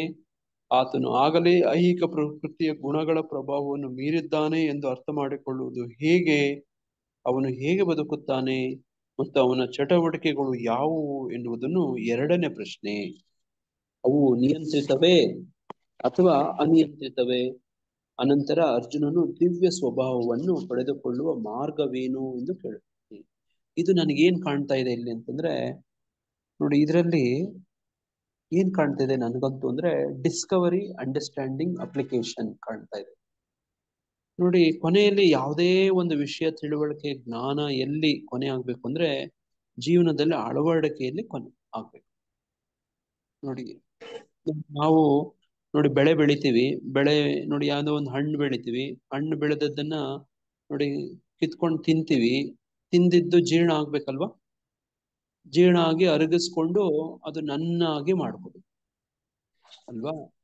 ಈಗ ನಾನು ಬೆಳೆ ಬೆಳಿತೀನಿ, ನಾನು ತಿನ್ನಲ್ಲ. ಒಂದು ಹಣ್ಣು ಬೆಳಿತೀನಿ, ತಿನ್ನಲ್ಲ. ತಿಂತೀನಿ, ಜೀರ್ಣ ಆಗಲ್ಲ, ಹಂಗಲ್ಲ ನೋಡಿ. ಇಲ್ಲಿ ಅರ್ಜುನನ್ ಪ್ರಶ್ನೆಯಲ್ಲಿ ಏನಂದ್ರೆ ಅಪ್ಲಿಕೇಶನ್ ಭಾಗ ಕಾಣ್ತಾ ಇದೆ, ಅಳವಡಿಕೆ, ಜೀವನದಲ್ಲಿ ಅಳವಡಿಕೆ ನೋಡಿ. ಹಂಗೆ ಆತನ ಇಲ್ಲಿ ಅದನ್ನೇ ಇಲ್ಲಿ ಕೇಳ್ತಿದ್ರೆ, ಅವನು ನಿಯಂತ್ರಿತವೇ ಅಥವಾ ಅನಿಯಂತ್ರಿತವೇ? ಅನಂತರ ಅರ್ಜುನನು ದಿವ್ಯ ಸ್ವಭಾವವನ್ನು ಪಡೆದುಕೊಳ್ಳುವ ಮಾರ್ಗವೇನು ಎಂದು ಕೇಳುತ್ತಾನೆ. ಅದು ಬಹಳ ಮುಖ್ಯವಾದದ್ದು ನೋಡಿ. ಯಾವಾಗಲೂ ಆಧ್ಯಾತ್ಮಿಕವಾಗಿ ನೆಲೆಸಿರಲು ನೇರವಾದ ಮಾರ್ಗ ತಿಳಿಯದಿದ್ದರೆ ಅದರ ಲಕ್ಷಣಗಳನ್ನು ತೋರುವ ಸಾಧ್ಯತೆ ಇಲ್ಲ. ಆದುದರಿಂದ ಅರ್ಜುನನು ಕೇಳಿದ ಈ ಎಲ್ಲ ಪ್ರಶ್ನೆಗಳು ಮುಖ್ಯವಾದವು. ಪ್ರಭು ಅವುಗಳಿಗೆ ಉತ್ತರ ಹೇಳುತ್ತಾನೆ ನೋಡಿ. ಈಗ ಉತ್ತರ ಶುರುವಾಗುತ್ತೆ 22, 23, 24, 25 ಶ್ಲೋಕದಲ್ಲಿ ನೋಡಿ. ಇದಕ್ಕೆ ನಮಗೆ ಉತ್ತರ ಸಿಗುತ್ತೆ ನೋಡಿ. ಆಮೇಲೆ 26 ನೋಡಿ, 26, 27 ನೋಡಿ. ಅಲ್ಲಿಗೆ ಈ ಅಧ್ಯಾಯ ಮುಗಿಯುತ್ತೆ. ಮುಂದಿನ ಶ್ಲೋಕದಲ್ಲಿ ಪುರುಷೋತ್ತಮ ಯೋಗ ಶುರುವಾಗುತ್ತೆ. ಅಲ್ಲಿ ಇನ್ನೂ ವಿವರವಾಗಿ ಹೇಳ್ಕೊಂಡು ಹೋಗ್ತಾನೆ ಭಗವಂತ. ಹಂಗೆ ಹರೇ ಕೃಷ್ಣ. ಯಾರಿಗಾದ್ರೂ ಏನಾದ್ರು ಪ್ರಶ್ನೆ ಇದೆಯಾ ಪ್ರಭುಜಿ, ಮಾತಾಜಿ? ಹರೇ ಯಾರಾದ್ರೂ ಕೃಷ್ಣ ಏನಾದ್ರು? ಪ್ರಭು. ಕಂಸನ ಇದು ಓದ್ತೀನಿ ಪ್ರಭು. ಕಂಸ ಅತ್ಯಂತ ನೀಚನಾಗಿದ್ದ, ಸರ್ವಭಕ್ಷಕ, ಅನಂತ ಕಾಲದ ಸರಪಳಿಯಲ್ಲಿ ಸಿಕ್ಕಿಕೊಂಡು ಬ್ರಾಹ್ಮಣರಿಗೂ ವೈಷ್ಣವರಿಗೂ ಹಿಂಸೆ ಕೊಡಲು ತೀರ್ಮಾನಿಸಿದ. ಎಲ್ಲ ಸಜ್ಜನರನ್ನು ಹಿಂಸಿಸುವಂತೆ ರಾಕ್ಷಸರಿಗೆ ಅಪ್ಪಣೆ ಮಾಡಿ ತನ್ನ ಮನೆಯನ್ನು ಪ್ರವೇಶಿಸಿದ. ಕಂಸನ ಹಿಂಬಾಲಕರೆಲ್ಲ ರಾಜಸ ಮತ್ತು ತಾಮಸ ಗುಣಗಳಿಗೆ ಒಳಗಾದವರು. ಸಜ್ಜನರೊಂದಿಗೆ ದ್ವೇಷ ಸಾಧಿಸುವುದೊಂದೇ ಅವರ ಕೆಲಸ. ಇಂತಹ ಕಾರ್ಯಗಳು ಆಯಸ್ಸನ್ನು ಕಡಿಮೆ ಮಾಡುತ್ತೆ. ಈ ಪ್ರಕ್ರಿಯೆಯನ್ನು ಇನ್ನೂ ಚುರುಕುಗೊಳಿಸಿ ತಮಗೆ ಶೀಘ್ರವಾಗಿ ಸಾವು ಬರುವಂತೆ ಅದನ್ನು ಆಹ್ವಾನಿಸಿದರು. ಸಜ್ಜನರನ್ನು ಹಿಂಸಿಸುವುದರ ಪರಿಣಾಮ ಅಕಾಲ ಮೃತ್ಯು ಅಷ್ಟೇ ಅಲ್ಲ, ಇದು ಎಂಥ ಹೇಯ ಕೃತ್ಯವೆಂದರೆ ಅದನ್ನು ಮಾಡುವವನು ಕ್ರಮೇಣ ತನ್ನ ಸೌಂದರ್ಯವನ್ನು, ಯಶಸ್ಸನ್ನು, ಧಾರ್ಮಿಕ ತತ್ವಗಳನ್ನು ಕಳೆದುಕೊಳ್ತಾನೆ. ಅವನು ಉನ್ನತ ಲೋಕಗಳಿಗೆ ಏರುವುದಕ್ಕೂ ಅಡ್ಡಿಯಾಗುತ್ತೆ. ಬಗೆಬಗೆಯ ಮಾನಸಿಕ ಭ್ರಮೆಗಳಿಂದ ಪ್ರೇರಿತರಾಗಿ ರಾಕ್ಷಸರು ಎಲ್ಲ ಕಲ್ಯಾಣವನ್ನು ಕುಟಿತಗೊಳಿಸ್ತಾರೆ. ಭಕ್ತರು ಮತ್ತು ಬ್ರಾಹ್ಮಣರ ಚರಣ ಕಮಲಗಳಿಗೆ ಮಾಡಿದ ಅಪರಾಧವು ದೇವತಮ ಪರಮಪುರುಷನ ಚರಣ ಕಮಲಗಳಲ್ಲಿ ಮಾಡಿದ ಅಪರಾಧಕ್ಕಿಂತ ದೊಡ್ಡ ಪಾಪ. ಹೀಗೆ ನಾಸ್ತಿಕರ ನಾಗರಿಕತೆಯು ಎಲ್ಲ ಅನರ್ಥಗಳಿಗೆ ಮೂಲವಾಗುತ್ತೆ ಅಂತ. ಅದೇ ಅಲ್ವಾ ಪ್ರಭು? ಇದು ಮಾತಾಜಿ ಹೌದು. ನೋಡಿ ಎಷ್ಟು ವಿವರವಾಗಿ ಪ್ರಭುಪಾದರಲ್ಲಿ ಹೇಳ್ತಿದ್ದಾರೆ ನೋಡಿ. ಏನೇನೆಲ್ಲ ಆಗತ್ತೆ. ಕ್ರೋಧ ಅಂತಂದ್ರೆ ನೋಡಿ ಅಷ್ಟೇ, ಅದು ನಿಲ್ಲೋದಿಲ್ಲ. ಅದು ನೋಡಿ ಒಂದು ಇನ್ನೊಂದಕ್ಕೆ ಮತ್ತೊಂದಕ್ಕೆ ಅಲ್ಲಿ ನಿಲ್ಲೋದೇ ಇಲ್ಲ. ಈ ಜಗತ್ತು ಸೃಷ್ಟಿ ಮಾಡಿರೋದೇ ಹಂಗೇನೆ ನೋಡಿ. ಇದು ನಮ್ಮ ಕರ್ಮಗಳನ್ನ ಹಂಗೆ ಮುಂದುವರ್ಸ್ಕೊಂಡು ಹೋಗುತ್ತೆ ನೋಡಿ. ಒಂದ್ ಸುಳ್ಳು ಹೇಳ್ತೀವ, ಆ ಸುಳ್ಳನ್ನು ಮುಚ್ಕೊಳಕ್ ಇನ್ನೊಂದ್ ಸುಳ್ಳು ಹೇಳ್ತೀವಿ, ಅದನ್ನ ಮುಚ್ಕೊಳಕ್ ಇನ್ನೊಂದ್ ಸುಳ್ಳು ಹೇಳ್ತೀವಿ, ಇನ್ನೊಂದು ನೋಡಿ ಹಂಗೆ ಸಿಕ್ಕಾಕೊಂಡು ಹೋಗ್ಬಿಡ್ತೀವಿ, ಓದಾಡ್ತೀವಿ ನೋಡಿ. ಒಂದ್ ಕರ್ಮ ಮಾಡ್ತೀವ ನೋಡಿ, ಆ ಕರ್ಮದಲ್ಲಿ ಅದು ಅಲ್ಲಿಗೆ ನಿಲ್ಲೋದಿಲ್ಲ ನೋಡಿ, ಅದಕ್ಕೆ ಪ್ರತಿಯಾಗಿ ಇನ್ನೊಂದು ಕರ್ಮ ಉಟ್ಕೊಳ್ಳುತ್ತೆ ನೋಡಿ. ಹಂಗೆ ಇದೊಂಥರ ಸಿಕ್ಕಲು ಈ ಬಹಳ ಕಷ್ಟ ಬಿಡಿಸ್ಕೊಳ್ಳೋದು. ಮೀರುವಂಥದ್ದೆಲ್ಲ ತುಂಬಾ ಕಷ್ಟ. ಯಾರು ಮೀರ್ತಾರೆ ಅಂದ್ರೆ ಭಗವಂತನಿಗೆ ಯಾರು ಶರಣಾಗಿರ್ತಾರೋ ನೋಡಿ ಅವರೇ ಮೀರು ನೋಡಿ. ಇಲ್ಲಿ ನೀವು ಕಾಣ್ತಿದ್ದೀರಿ ಚಿತ್ರದಲ್ಲಿ ನೋಡಿ, ಕಂಸ ಅಸುರ ನೋಡಿ, ಆತನ ಸ್ವಂತ ತಂಗಿಯನ್ನ ಅದು ನೋಡಿ ಮದ್ವೆ ನೋಡಿ ಮುಗಿಸ್ಕೊಂಡು ತವ್ರ ಮನೆಗೆ ಹೊರಟಂತ, ಈ ಗಂಡನ ಮನೆಗೆ ಹೊರಟಂತ ನೋಡಿ ಇಂಥ ನೋಡಿ ಸಂದರ್ಭದಲ್ಲಿ ತನ್ನ ತಂಗಿಯನ್ನ ಕೊಲ್ಲಕ್ ಹೋಗ್ತಾನೆ ನೋಡಿ. ಅದೇ ತರನೇ ನೋಡಿ ಹಿರಣ್ಯಕಶಿಪು ಕೂಡ. ಅಸುರರು ಅಂದ್ರೆ ಹಂಗೇನೆ ಅಲ್ವಾ ನೋಡಿ. ಹಿರಣ್ಯ ನೋಡಿ ಕಶಿಪು ಏನ್ ಮಾಡ್ತಾನೆ ನೋಡಿ, ಪ್ರಹ್ಲಾದ್ ಮಹಾರಾಜನನ್ನ ಕೊಲ್ಲಕ್ ಹೋಗ್ತಾನೆ ವಿಚಿತ್ರವಾಗಿ ನೋಡಿ. ಭಗವಂತ ಸುಮ್ಮನೆ ಇರ್ತಾನ ನೋಡಿ. ಹಂಗೆ ಅವರ ಗುಣಲಕ್ಷಣಗಳು ನೋಡಿ ಒಂದ್ ರೀತಿ ಇರ್ತವೆ ನೋಡಿ. ಭಗವಂತ ಸುಮ್ಮನೆ ಬಿಡ್ತಾನ ನೋಡಿ. ನೋಡಿ ಈ ಚಿತ್ರಗಳಲ್ಲಿ ನೀವು ಕಾಣ್ತಿದ್ದೀರಿ ನೋಡಿ, ಹಿರಣ್ಯಕಶಿಪು ಹೆಂಗೆ ಕೊಲ್ಸಕ್ಕೆ ನೋಡಿ ಪ್ರಯತ್ನ ಮಾಡ್ತಿರ್ತಾನೆ ನೋಡಿ. ಇಲ್ಲಿ ಕಾಣ್ತಿದ್ಯಾ ಚಿತ್ರದಲ್ಲಿ ಕಾಣ್ತಾ ಇದೆ ಪ್ರಭುಜಿ. ಅಲ್ವಾ ನೋಡಿ. ಮುದ್ದು ಮಾಡ್ತಿರ್ತಾನೆ ತೊಡೆ ಮೇಲೆ ಕೂರಿಸ್ಕೊಂಡು ಏನೇನು ಕಲ್ತೆ ಮಗನೇ ಅನ್ನೋದು ಮುದ್ದು ಮಾಡ್ತಿರ್ತಾನೆ ನೋಡಿ. ಅವನಿಗೆ ಯಾವಾಗ ಆತನನ್ನು ಪೂಜಿಸ್ತಿಲ್ಲ ತನ್ನ ಶತ್ರು ನೋಡಿ, ವಿಷ್ಣು ಭಕ್ತ ಅಂತ ಗೊತ್ತಾಗುತ್ತಾ ಅವನಿಗೆ ನೋಡಿ, ತಕ್ಷಣ ಎತ್ತಿ ಬಿಸಾಕ್ತಾನೆ, ಕೊಲ್ಲೋ ಪ್ರಯತ್ನ ಮಾಡ್ತಾನೆ ನೋಡಿ. ಬಹಳಷ್ಟು ರೀತಿಗಳಲ್ಲಿ ನೋಡಿ ಹಿಂಸಿಸ್ತಾನೆ, ಪೀಡಿಸ್ತಾನೆ. ಕೃಷ್ಣ ಯಾವತ್ತಾದ್ರೂ ಯಾರಾದ್ರೂ ತನ್ನ ಭಕ್ತನಾಗ್ಲಿಲ್ಲ ಅಂತ ಈ ತರ ಎಲ್ಲ ಮಾಡ್ತಾನ? ನಿನ್ನೆ ಅದೇ ಚರ್ಚೆ ನಾವು ಮಾಡ್ತಿದ್ವಿ. ಮಾಡಲ್ಲ ಪ್ರಭು. ಮಾಡಲ್ಲ. ಇಲ್ಲ ಪ್ರಭು. ಕೃಷ್ಣ ನೋಡಿ ಎಲ್ಲರಿಗೂ ಕೊಡುವಂತ ಊಟ ಕೊಡ್ತಿರ್ತಾನೆ ನೋಡಿ. ಏನ್ ಬೇಕೋ ಅದನ್ನ ನೋಡಿ. ಹಂಗೆ ಇದೇ ವ್ಯತ್ಯಾಸ ನೋಡಿ. ಹಿರಣ್ಯಕಶಿಪು ಪ್ರಹ್ಲಾದ್ ಮಹಾರಾಜ ನೋಡಿ. ಹಿಂಗೆ ಒಬ್ಬೊಬ್ರಿಗೂ ಗುಣಗಳು ಎಂದ್ರೆ ಈ ತರ ಇರ್ತವೆ ನೋಡಿ. ಎಲ್ಲವೂ ನಾವು ಕೂಡ ಇದನ್ನ ತಿಳ್ಕೊಂಡು ಈಗ ಮುಂದಿನ ಭಗವಂತನ ಉತ್ತರ ತುಂಬಾ ಚೆನ್ನಾಗಿದೆ ನೋಡಿ. ಯಾರು ನಾಳೆಗೋಸ್ಕರ ಕಾಯ್ಬೇಡಿ, ನೀವೇ ಓದ್ಕೊಂಡು ಹೋಗುವಂತ ಪ್ರಯತ್ನ ಮಾಡಿ. ಹರೇ ಕೃಷ್ಣ. ಯಾರಿಗಾದ್ರೂ ಏನಾದ್ರು ಪ್ರಶ್ನೆ ಇದೆಯಾ ಮಾತಾಜಿ, ಪ್ರಭುಜಿ? ಯಾರಾದ್ರೂ ಸೇರಿಸಿ ಇಡಕ್ ಪ್ರಯತ್ನ ಮಾಡ್ತೀರಾ?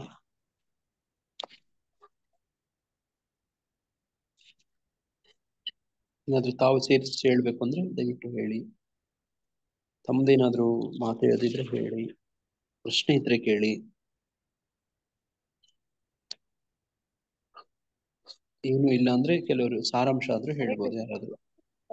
ಅರ್ಜುನಗೆ ಹೇಳೋದಿಕ್ಕೆ 9.1 ಅಲ್ಲಿ ಒಂದು ಅನ್ನಸೂಯ ಅಂತ ಅದೊಂದು ಶ್ಲೋಕದಲ್ಲಿ ಹೇಳ್ತಾರಲ್ಲ, ಅಸೂಯೆ ಇಲ್ಲ ಹಾಗಾಗಿ ನಾನು ಈ ಬುದ್ಧಿಯ ತರ ಇದನ್ನ ಹೇಳ್ತಾ ಇದ್ದೀನಿ. ಬರೀ ತಮೋಗುಣದಲ್ಲಿ ಮಾತ್ರ ಜಾರಿ ಹೇಳೋದು ಅವರು. ಹರೇ ಕೃಷ್ಣ ಪ್ರಭು. ಇಲ್ಲಿ ಹೇಳ್ತಾರೆ ಪ್ರಹ್ಲಾದ್ ಮಹಾರಾಜರು ಅವ್ರ ತಂದೆ ಕೇಳಿದಕ್ಕೆ, ನೀನು ಎಷ್ಟು ವಿಷ್ಣು ಭಕ್ತಿಯನ್ನು ಎಲ್ಲಿ ಕಲಿತಿದ್ದೆ ಅಂತ ಹಿರಣ್ಯಕಶಿಪು ಪ್ರಹ್ಲಾದರು ಕೇಳ್ತಾರೆ. ಗೃಹಸ್ಥ ಜೀವನಕ್ಕೆ ಅಂಟಿಕೊಂಡಿರುವವರು ಕೃಷ್ಣ ಪ್ರಜ್ಞೆಯನ್ನು ವೈಯಕ್ತಿಕವಾಗಿ ಆಗಲಿ ಸಾಮೂಹಿಕವಾಗಿ ಆಗಲಿ ಬೆಳೆಸಿಕೊಳ್ಳುವುದಿಲ್ಲ. ಬದಲಿಗೆ ಅವರು ಪುನಃ ಈ ಭೌತಿಕ ಜಗತ್ತಿನಲ್ಲಿ ಜನನ ಮರಣಗಳ ದುಃಖವನ್ನು ಅನುಭವಿಸ ಚರ್ವಿತ ಚರಣದಲ್ಲಿ ಮುಂದುವರಿತಾರೆ. ಪರಿಶುದ್ಧ ಭಕ್ತನನ್ನು ಆಶ್ರಯಿಸಿ ಕೃಷ್ಣ ಪ್ರಜ್ಞೆಯನ್ನು ಅರಿತುಕೊಳ್ಳಲು ಅರ್ಹನಾಗುವುದೇ ಪ್ರತಿಯೊಬ್ಬ ಮಾನವನ ಕರ್ತವ್ಯವಾಗಿದೆ ಎಂದು ಪ್ರಹ್ಲಾದ್ ಮಹಾರಾಜ ವಿವರಿಸಿ ಹೇಳ್ತಾರೆ. ಈ ಉತ್ತರದಿಂದ ಸಿಟ್ಟಿಗೆದ್ದ ಹಿರಣ್ಯಕಶಿಪು ಪ್ರಹ್ಲಾದ್ ಮಹಾರಾಜನನ್ನ ತನ್ನ ಮಡಿಲಿನಿಂದ ಎಸೆತಾನೆ. ತನ್ನ ಚಿಕ್ಕಪ್ಪ ಹಿರಣ್ಯಾಕ್ಷನನ್ನು ಕೊಂದಿದ್ದ ವಿಷ್ಣುವಿನ ಭಕ್ತನಾಗಿ ಪ್ರಹ್ಲಾದನು ದ್ರೋಹಿಯಾದನೆಂದು ಅವನಿಗೆ ಅನ್ಸುತ್ತೆ. ಅವನನ್ನು ಕೊಲ್ಲುವಂತೆ ಹಿರಣ್ಯಕಶಿಪು ಸೇವಕರಿಗೆ ಆದೇಶ ನೀಡುತ್ತಾನೆ. ಹಿರಣ್ಯಕಶಿಪಿನ ಸೇವಕರು ಪ್ರಹ್ಲಾದನನ್ನು ಹರಿತವಾದ ಆಯುಧಗಳಿಂದ ಕೊಚ್ಚುತ್ತಾರೆ. ಆನೆಗಳ ಕಾಲಿನ ಕೆಳಗೆ ತುಳಿಸ್ತಾರೆ. ನರಕ ಸದೃಶ ಶಿಕ್ಷೆಗಳಿಗೆ ಇದ್ ಮಾಡ್ತಾರೆ. ಪರ್ವತ ತುದಿಯಲ್ಲಿ ನೂಕ್ತಾರೆ. ಇನ್ನು ಸಾವಿರಾರು ವಿಧಗಳಲ್ಲಿ ಅವನನ್ನು ಕೊಲ್ಲಲು ಪ್ರಯತ್ನಿಸಿದರು. ಅವರು ಅದರಲ್ಲಿ ವಿಫಲರಾಗ್ತಾರೆ. ಇದರಿಂದ ಹಿರಣ್ಯಕಶಿಪು ತನ್ನ ಮಗ ಪ್ರಹ್ಲಾದನಿಗೆ ಇನ್ನೂ ಹೆಚ್ಚು ಹೆದರಿ ಅವನನ್ನು ಬಂಧಿಸಿಡ್ತಾನೆ.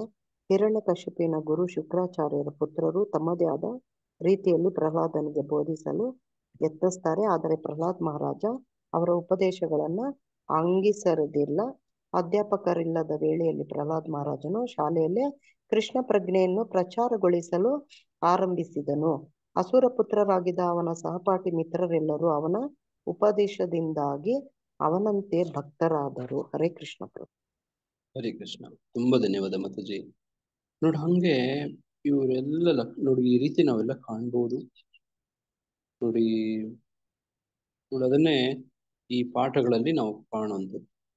ಕೆಲವರಿಗೆ ಕೆಲವೊಂದು ಗುಣಲಕ್ಷಣ ಇರ್ತವೆ. ಯಾರು ಕೃಷ್ಣ ಪ್ರಜ್ಞೆಯಲ್ಲಿ ನೋಡಿ ಬೆಳೆದಿರ್ತಾರೋ, ಪ್ರಹ್ಲಾದ್ ಮಹಾರಾಜ ಅಂತವರು ನೋಡಿ ಯಾವುದನ್ನು ಲೆಕ್ಕಿಸೋದಿಲ್ಲ, ಏನು ಕೇರ್ ಮಾಡೋದಿಲ್ಲ. ನೋಡಿ ಅವ್ರು ಇರುವಂತದ್ದು, ಅವ್ರಿಗೆ ಆ ರುಚಿ ಸಿಕ್ಬಿಟ್ಟಿರುತ್ತೆ. ಗುರುಗಳ ಕೃಪೆ ನೋಡಿ, ಅವರು ಕೂಡ ಶ್ರದ್ಧೆ ನಿಷ್ಠೆ ನೋಡ, ಅದು ಎಷ್ಟು ಗಾಢವಾಗಿರುತ್ತೆ ಅಂದ್ರೆ ನೋಡಿ, ಇಂತಿಂತ ಸಂದರ್ಭಗಳು ಏನ್ ಬಂದ್ರೇನು ಕೂಡ ವಿಚಲಿತ ಮಾಡೋದಿಲ್ಲ. ನೋಡಿ ನೋಡಿ ಹಂಗೆ ಯಾವತ್ತಾದ್ರೂ ಒಂದು ನೋಡಿ, ಇವೆಲ್ಲ ನಮಗ್ ಮಾದರಿ. ನೋಡಿ ಇವರೆಲ್ಲ ನಮ್ಮ ಆಚಾರ್ಯರು. ನೋಡಿ ನೋಡಿ ಈ ನಮ್ಮ ಆಚಾರ್ಯರು ಇವರೆಲ್ಲ ಪ್ರಹ್ಲಾದ್ ಮಹಾರಾಜರು. ನೋಡಿ ಹರೇ ಕೃಷ್ಣ. ತುಂಬಾ ಧನ್ಯವಾದ ಮಾತಾಜಿ. ನೋಡಿ ಹಂಗೆ ನೋಡಿ ದಿವ್ಯ ಮಾತಾಜಿಯವರು ಹುಡುಕಿ ಹೇಳಿದ್ರು 9ನೇ ಅಧ್ಯಾಯದ 1ನೇ ಶ್ಲೋಕದಲ್ಲಿ, ನನ್ನ ಬಗ್ಗೆ ನಿನಗೆ ಅಸೂಯೆ ಇಲ್ಲದ ಕಾರಣ ನಾನು ನಿನಗೆ ಈ ಭಗವದ್ಗೀತೆ ಜ್ಞಾನವನ್ನ ಹೇಳ್ಕೊಡ್ತಿದ್ದೀನಿ ಅನ್ನೋದು ಬಹಳ ಮುಖ್ಯವಾದಂಥದ್ದು. ಅಸೂಯೆ ನೋಡಿ, ಅಸೂಯೆನೇ ಒಂದು ಅರಿಷಡ್ ವರ್ಗಗಳಲ್ಲಿ ಈ ಅಸೂಯೆ ಒಂದನ್ನ ಕೃಷ್ಣ ಪ್ರಜ್ಞೆಯಲ್ಲೇ ಬಳಸ್ಕೊಳಕ್ ಆಗೋದಿಲ್ವಂತೆ. ಬಾಕಿ ಎಲ್ಲವನ್ನು 6ರಲ್ಲಿ 5 ಬಳಸ್ಕೋಬಹುದಂತೆ. ಹೆಂಗಾದ್ರೂ ಒಂಥರ ಬಳಸ್ಕೋಬಹುದು.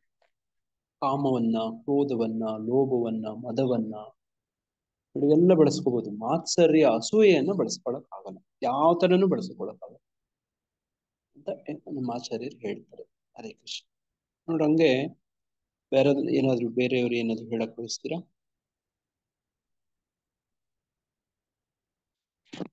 ಏನು ಗೊತ್ತಾಗದಿರೋ ಒಂದು ಸಾರಾಂಶ ತರ ಆದ್ರೂ ಹೇಳಿ.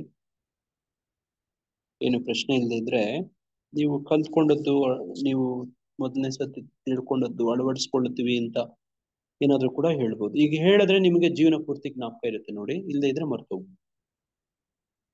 ಅದಕ್ಕೋಸ್ಕರ ರೀಕಲೆಕ್ಟ್ ಮಾಡ್ಕೊಂಡು ಮೆಲುಕು ಹಾಕಿ ಹೇಳೋ ಪ್ರಯತ್ನ ಮಾಡ್ಬೇಕು.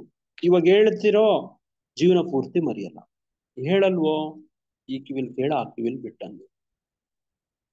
ಏನೋ ಹೇಳಿದ್ರು, ತುಂಬಾ ಚೆನ್ನಾಗಿ ಹೇಳಿದ್ರು, ತುಂಬಾ ಚೆನ್ನಾಗಿ ಹೇಳ್ತೀರಿ ಅನ್ಸುತ್ತೆ ಅಷ್ಟೇನೆ, ಅದು ಉಪಯೋಗಕ್ಕೆ ಬರಲ್ಲ. ಹರೇ ಕೃಷ್ಣ ಪ್ರಭುಜಿ. ಹರೇ ಕೃಷ್ಣ. ನಾವು ಈ ಕೃಷ್ಣ ಪ್ರಜ್ಞೆಯಲ್ಲಿ ಇದ್ದೀವಿ. ಸ್ವಲ್ಪ ಹೊತ್ತಾದ್ರೂ ಸತ್ವಗುಣದಲ್ಲಿ ಇರೋದಕ್ಕೆ ಪ್ರಯತ್ನ ಪಡ್ತೀವಿ. ಆದ್ರೆ ಭೌತಿಕವಾಗಿರೋರೆಲ್ಲ ಯಾವ ತರ ಅವರು ಈ ಗುಣಗಳಿಂದ ಬಿಡುಗಡೆ ಹೊಂದುವುದಕ್ಕೆ ಸಾಧ್ಯ ಪ್ರಭುಜಿ? ಮಾತಾಜಿ, ಭಕ್ತರ ಸಂಘ ಇಲ್ಲದೆ, ಭಕ್ತರ ಸಂಪರ್ಕ ಇಲ್ಲದೆ ಏನು ಭರವಸೆ ಇಲ್ಲ. ಭಕ್ತರ ಕೃಪೆ ಇಲ್ಲದೆ, ಭಕ್ತರ ಸಂಘ ಇಲ್ಲದೆ, ನನಗಂತೂ ಹಿಂಗೆ ಅನ್ಸುವಂಥದ್ದು. ಬಾಕಿ ಬೇರೆಯವ್ರಿಗೆ ಏನಾದ್ರು ಅನ್ಸುತ್ತೆ ನನಗೆ ಗೊತ್ತಿಲ್ಲ. ಶಾಸ್ತ್ರಗಳಲ್ಲಿ ಏನೇನು ಹೇಳ್ತವೆ ಅನ್ನುವಂಥದ್ದು ನನಗೆ ಶಾಸ್ತ್ರದಲ್ಲಿ ಹೇಳೋಷ್ಟು ತಿಳ್ಕೊಳ್ಳೋಷ್ಟು ಬುದ್ಧಿವಂತಿಕೆನೂ ಇಲ್ಲ. ಒಂದೇ ಒಂದು ಅನುಭವ ಏನಂತಂದ್ರೆ, ಭಕ್ತರ ಸಂಘನೇ, ಭಕ್ತರ ಕೃಪೆನೇ ಒಂದೇ ಒಂದು ಭರವಸೆ. ಯಾರಾದ್ರೂ ನಿಮ್ಮಂತ ಭಕ್ತರು ಸವಾಸ ಮಾಡ್ಬೇಕು, ನಿಮ್ಮಂತ ಭಕ್ತರ ಸವಾಸ ಮಾಡ್ಬೇಕು ನೋಡಿ, ನಿಮ್ ಸಂಘ ಮಾಡ್ಬೇಕು, ನಿಮ್ ಸಂಘದಲ್ಲಿ ಮಾರ್ಗದರ್ಶನ ತಗೋಬೇಕು, ಅಭ್ಯಾಸ ಮಾಡ್ಬೇಕು. ಒಂದೇ ಒಂದು ಹೋಪ್, ಭರವಸೆ. ಇದು ಬಿಟ್ಟು ನನಗಂತೂ ಏನು ಕಾಣಲ್ಲ. ಹರೇ ಕೃಷ್ಣ ಪ್ರಭು. ಹರೇ ಹರೇ ಕೃಷ್ಣ ಪ್ರಭು. ಒಂದ್ ನಿಮಿಷ ಮಾತಾಜಿ, ನೀವು ಸುಕನ್ಯಾ ಮಾತಾಜಿ ಅವ್ರ ಮಾತಿಗೆ ಉತ್ತರ ತರ ಹೇಳ್ತಾ ಹೋಗ್ತಿದ್ದೀರಾ, ಬೇರೆ ಏನಾದ್ರು ಹೇಳ್ತಿದ್ದೀರಾ? ಅದೇ ಮಾತಿಗೆ ಉತ್ತರ ಹೇಳ್ತಾ ಇದ್ದೀನಿ. ಹಾ ಹೇಳಿ ಮಾತಾಜಿ, ಹೇಳಿ. ನನಗೆ ಅನ್ಸಂಗೆ ಪ್ರಭು, ಇವಾಗ ಯಾರ ಮನೇಲಿ ನಮ್ಮ ಭಕ್ತರು ಆಗಲ್ಲ ನಮ್ಮ ಮಕ್ಕಳು ಹಾಗೆ ಹೀಗೆ ಅಂತಾರಲ್ಲ, ಅವ್ರು ಏನ್ ಮಾಡ್ಬೇಕು, ಅವ್ರು ಭಕ್ತರಾಗಿದ್ರೆ ಒಂದೊಂದ್ ದಿವ್ಸ ಒಂದೊಂದ್ ಟೈಮ್ ನಲ್ಲಿ ಸ್ವಲ್ಪ ಸತ್ಸಂಗ ಇಟ್ಕೊಳ್ಬೇಕು ಮನೇಲಿ. ಹಾ ನೋಡಿ ಮಾತಾಜಿ ಅವರು ತುಂಬಾ ಚೆನ್ನಾಗಿ ಹೇಳ್ತಿದ್ದಾರೆ. ಆಮೇಲೆ ಮಾತಾಜಿ ಸತ್ಸಂಗ ಇಟ್ಕೊಂಡು 4 ಜನನ ಎಲ್ಲ ನಮ್ ಭಕ್ತರನ್ನ ಕರ್ಸ್ಕೊಂಡು ಭಜನೆ ಮಾಡಿ ಕೀರ್ತನೆ ಮಾಡಿ ಒಂದ್ ಸ್ವಲ್ಪ ನೈವೇದ್ಯ ಹಂಚೋದು ಮಾಡಿದ್ರೆ ಅವ್ರಿಗೆ ಅನ್ಸುತ್ತೆ ನಮ್ಮಮ್ಮ ಒಳ್ಳೆ ಕೆಲಸ ಮಾಡ್ತಾ ಇದಾರೆ ಅಂತ ಅನ್ಸುತ್ತೆ. ಅವಾಗ ಅವ್ರಿಗೂ ಅವರಾಗ ಅವರೇ ಭಕ್ತರು ಆಗ್ತಾರೆ ಅಂತ ಅಭಿಪ್ರಾಯ ಪಡ್ತೀನಿ ನಾನು. ನಮ್ಮ ಮಕ್ಕಳೆಲ್ಲ ಹಂಗೆ. Very good, very good Mataji ಅವರು ಒಳ್ಳೆ ಮಾತು ಹೇಳ್ತಿದ್ದಾರೆ. ನೋಡಿ, ಮೊದಲು ಅದರ ಪ್ರಭಾವ ಪರಿಣಾಮ ನಮ್ಮ ಮೇಲೆ ಒಳ್ಳೇದಾಗ್ತಾ ಇದೆ ಅಂತ ನಾವು ತೋರಿಸ್ಬೇಕು ಅವ್ರಿಗೆ. ಅವರು ನೋಡಿ ಮಹಾತ್ಮ ಗಾಂಧಿ ಅವರನ್ನ ಕೇಳ್ತಾರೆ ಮೆಸೇಜ್ ಕೊಡಿ ಅಂತ ಕೇಳಿದ್ರೆ, my life is my message, ನನ್ನ ಬದುಕೇ ನೋಡಿ ನಿಮಗೆ ಒಂದು ಸಂದೇಶ ಹೇಳ್ತಾರೆ. ಅದೇ ತರನೇ ಒಂದೇ ಒಂದು ನಿಮಿಷ ಮಾತಾಜಿ, ನಾವು ಸರಿಯಾದ ಕೃಷ್ಣ ಪ್ರಜ್ಞೆಯನ್ನ ನೋಡಿ, ಈಗ ಪ್ರಹ್ಲಾದ್ ಮಹಾರಾಜ್ ಏನ್ ಮಾಡ್ದ, ಬಂಧು ಬಳಗಕ್ಕೆ ನೋಡಿ ಹೇಳ್ಕೊಡೋ ಪ್ರಯತ್ನ, ತಂದೆಗೆ ಉಪದೇಶ ಎಲ್ಲ ಮಾಡಕ್ ಹೋದ, ಕೇಳಿಲ್ಲ. ತಾವು ನಮ್ಮ ಹಂತದಲ್ಲೇ ಈಗ ಮಾತಾಜಿ ಹೇಳಿದ ಪ್ರಯತ್ನ ಮಾಡ್ಬೇಕು. ಅದಾಗಿಲ್ಲ ಅಂದ್ರೆ ಕೊನೆ ಪಕ್ಷ ನಾನೇ ಅಳವಡಿಸ್ಕೊಂಡು ಸಂತೋಷವಾಗಿರೋದನ್ನ ಅವ್ರು ನೋಡಿದ್ರೆ ಅವರು ನಮ್ಮಿಂದ ನೋಡಿ ಕಲಿತಾರೆ. ನೋಡಿ, ನಾವು ಹೇಳೋದನ್ನ ಕೇಳಲ್ಲ, ನಾವು ನಮ್ಮನ್ನು ನೋಡ್ತಾರೆ, ನಮ್ಮಲ್ಲಿ ಆಗ್ತಿರೋಂಥ ಬದಲಾವಣೆಗಳು, ನಮಗೆ ಇರುವಂತ ನೋಡಿ ಶಾಂತಿ, ಸಮಾಧಾನ, ಸಂತೋಷವನ್ನ ಅವರು ನೋಡಿ ಅವರು ಬುದ್ಧಿವಂತರಾದ್ರೆ ನೋಡಿ, ಇಲ್ಲ ಅಂದ್ರೆ ಬಾಕಿ ಏನು ಮಾಡಕ್ ಆಗಲ್ಲ. ಕೆಲವೆಲ್ಲ ವಿಷಯಗಳು ಅವರವ್ರ ಪೂರ್ವ ಕರ್ಮಗಳು ನೋಡಿ, ನಾವು ಪ್ರಯತ್ನ ಮಾಡ್ತಾನೇ ಇರ್ಬೇಕು. ಬೇರೆ ಬೇರೆ ಗುರು ಮಹಾರಾಜ್ ಮೊನ್ನೆ ಒಂದು ಲೆಕ್ಚರ್ ಕೇಳ್ತಿದ್ದೆ ನೋಡಿ, ಸುಮ್ಮನೆ ಇರಬಾರ್ದಂತೆ. ಪ್ರಭುಪಾದರು ಒಂದು ಲೆಟರ್ ಬರ್ದಿದ್ರು, ವಿಶೇಷವಾಗಿ ಈ ಮಾಯಾವಾದಿಗಳು ಬಗ್ಗೆ ನೋಡಿ. ಅವರು ಏನೇನೋ ತರ ತಪ್ಪಿಸ್ಕೊಂಡು ಹೋಗಕ್ ಹೋದ್ರೆ ನಾವು ಟ್ರಿಕ್ಸ್ ಮಾಡ್ಬೇಕಂತೆ, ತಂತ್ರಗಳು ಮಾಡ್ಬೇಕಂತೆ, ಸುಮ್ಮನೆ ಇರಬಾರ್ದಂತೆ. ನಾವು ಏನೋ ಒಂದು ಯೋಜನೆಗಳು ಮಾಡ್ತಾ ಇರ್ಬೇಕಂತೆ, ಅಂತವ್ರನ್ನು ಕೂಡ ಆಕರ್ಷಣೆ ಮಾಡಕ್ಕೆ ಚೈತನ್ಯ ಮಹಾಪ್ರಭುಗಳು ಈ ತರ ಹೇಳಿದ್ರಂತೆ. ಅದು ಚೈತನ್ಯ ಚರಿತಾಮೃತದಿಂದ ಅದರಲ್ಲಿ ನಾನು ಒಂದು ಭಾಗ ಓದಿದ್ದು, ಏನಾದ್ರು ಸಾಧ್ಯವಾದ್ರೆ ಹಂಚ್ಕೊಳ್ತೀನಿ. ಪ್ರಭುಪಾದರ ಕೋಟ್ಸ್ ಅಲ್ಲಿ ಈ ತರ ಇತ್ತು, ಮೊನ್ನೆ ಯಾರಾದ್ರೂ ಓದಿದ್ರ? ಚೈತನ್ಯ ಮಹಾಪ್ರಭುಗಳು ಕೆಲವೊಂದು ತಂತ್ರಗಳು ಮಾಡ್ತಿದ್ರಂತೆ ಇಂಥವ್ರಿಗೆ ನೋಡಿ. ನಾವು ಕೂಡ ನಮ್ಮ ಯಾರೆಲ್ಲ ತಾವು ಕೃಷ್ಣ ಪ್ರಜ್ಞೆಗೆ ಬರ್ಬೇಕು ಅನ್ಸುತ್ತೋ ನೋಡಿ, ಈ ತರದೆಲ್ಲ ಮಾಡ್ಬೇಕು, ಪ್ರಯತ್ನ ಮಾಡ್ತಾನೇ ಇರ್ಬೇಕು ನೋಡಿ. ಅಂತ ನೋಡಿ ಒಂದು ತಂತ್ರಗಳು ಅದೇನು ನೋಡಿ. ಹಂಗೆ ಮಹಾಪ್ರಭು ಇನ್ನು ಉದಾಹರಣೆ ಇಟ್ಕೊಂಡು ಪ್ರಭುಪಾದರು ಹೇಳ್ತಾ ಇದ್ರು, ನಾನು ಆಮೇಲೆ ಸಾಧ್ಯವಾದ್ರೆ ಅದನ್ನ ಶೇರ್ ಮಾಡ್ತೀನಿ. ಪ್ರಭುಪಾದರ ಕೋಟ್ಸ್ ಯಾರ ಹತ್ರ ಆದ್ರೂ ಇದ್ರೆ ಕೆಲವು ದಿನಗಳ ಹಿಂದಿನ ದಿನ ಹೋದ್ರೆ ಅದು ಸಿಕ್ಬಿಡುತ್ತೆ. ಹಿಂಗೆ ನಾವು ಪರ್ಸ್ನಲಿ ನೋಡಿ ಅದನ್ನ ಅನುಸರಿಸೋ ಪ್ರಯತ್ನ ಮಾಡ್ಬೇಕು, ಅದರಿಂದ ಲಾಭ ಪಡ್ಕೊಂಡು ಅದನ್ನ ಉದಾಹರಣೆಯಾಗಿರ್ಬೇಕು. ಅವಾಗ ಏನಾಗತ್ತೆ, ಉದಾಹರಣೆಯಾಗಿದ್ರೆ ಏನಾಗತ್ತೆ, ನಮ್ಮನ್ನ ನೋಡಿ ಕಲಿತಾರೆ ಮತ್ತೆ, ಅಷ್ಟೇ. ಅವರು ಬದಲಾಗ್ತಾರೆ ಪ್ರಭು. ಹಾ ನೋಡಿ, ಅದು ಭಗವಂತನಿಗೆ ಬಿಟ್ಟಿದ್ದು, ಅಲ್ಲಿಂದ ಆಚೆ. ಹರೇ ಕೃಷ್ಣ. ಹಂಗೆ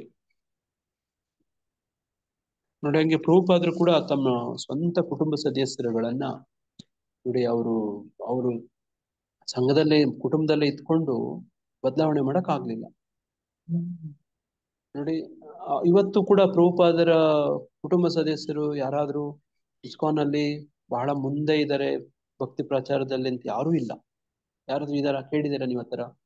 ಪ್ರಭುಪಾದರ ಮಕ್ಕಳಾಗ್ಲಿ, ಮೊಮ್ಮಕ್ಕಳಾಗ್ಲಿ, ಅವ್ರ ಅಣ್ಣ ತಮ್ಮಂದಿರು ಆಗ್ಲಿ, ಯಾರು ಇಲ್ಲ ನೋಡಿ. ಇರೋರೆಲ್ಲ ಯಾರು? ಬೇರೆಯವ್ರಿಗೆ ಹುಟ್ಟಿರೋ ಮಕ್ಕಳು. ಏನಪ್ಪ ಇವ್ರೆ ಬೇರೆಯವ್ರಿಗೆ ಹುಟ್ಟಿರೋ ಮಕ್ಕಳು ಅಂತೆಲ್ಲ ಹೇಳ್ತಾರೆ ಇವ್ರು ಅಂತ ನಿಮಗೆ ಅನ್ಸ್ಬಹುದು ನೋಡಿ. ಪ್ರಭುಪಾದರನ್ನ ಅವರು ತಂದೆ ಅಂತ ಸ್ವೀಕರಿಸಿದ್ರು, ಪ್ರಭುಪಾದರು ಇವರು ಅವ್ರನ್ನ ಮಕ್ಕಳು ಅಂತ ಸ್ವೀಕರಿಸಿದ್ರು ನೋಡಿ. ಪ್ರಭುಪಾದರು ಹೇಳು, ನನಗೆ 10,000 ಜನ ಮಕ್ಕಳಿದ್ದಾರೆ ಅಂತ ಹೇಳೋರು. ಅವ್ರು ಅಷ್ಟು ಜನ ದೀಕ್ಷಾ ಕೊಟ್ರು ನೋಡಿ. ಹಿಂಗೆ ನೋಡ ಒಂದ್ ಸಂದರ್ಭದಲ್ಲಿ ನೋಡಿ, ನಮ್ಮ ರಥಯಾತ್ರೆ ಪ್ರಭು ಮನೆ ಹೇಳ್ತಿದ್ರು, ಯಾರಿಗೆ ಎಷ್ಟು ಜ್ಞಾಪಕ ಇದೆಯೋ ಗೊತ್ತಿಲ್ಲ. ನೋಡಿ, ಒಂದ್ ದೇವಸ್ಥಾನ ಸಂಡೇ ಫೀಸ್ಟ್ಗೆ ಯಾರೋ ಒಬ್ಬ ಯುವತಿ ಬಂದಿರ್ತಾಳಂತೆ. ಯುವತಿ ಒಂದು 18, 19, 20 ವರ್ಷದ ಯುವತಿ.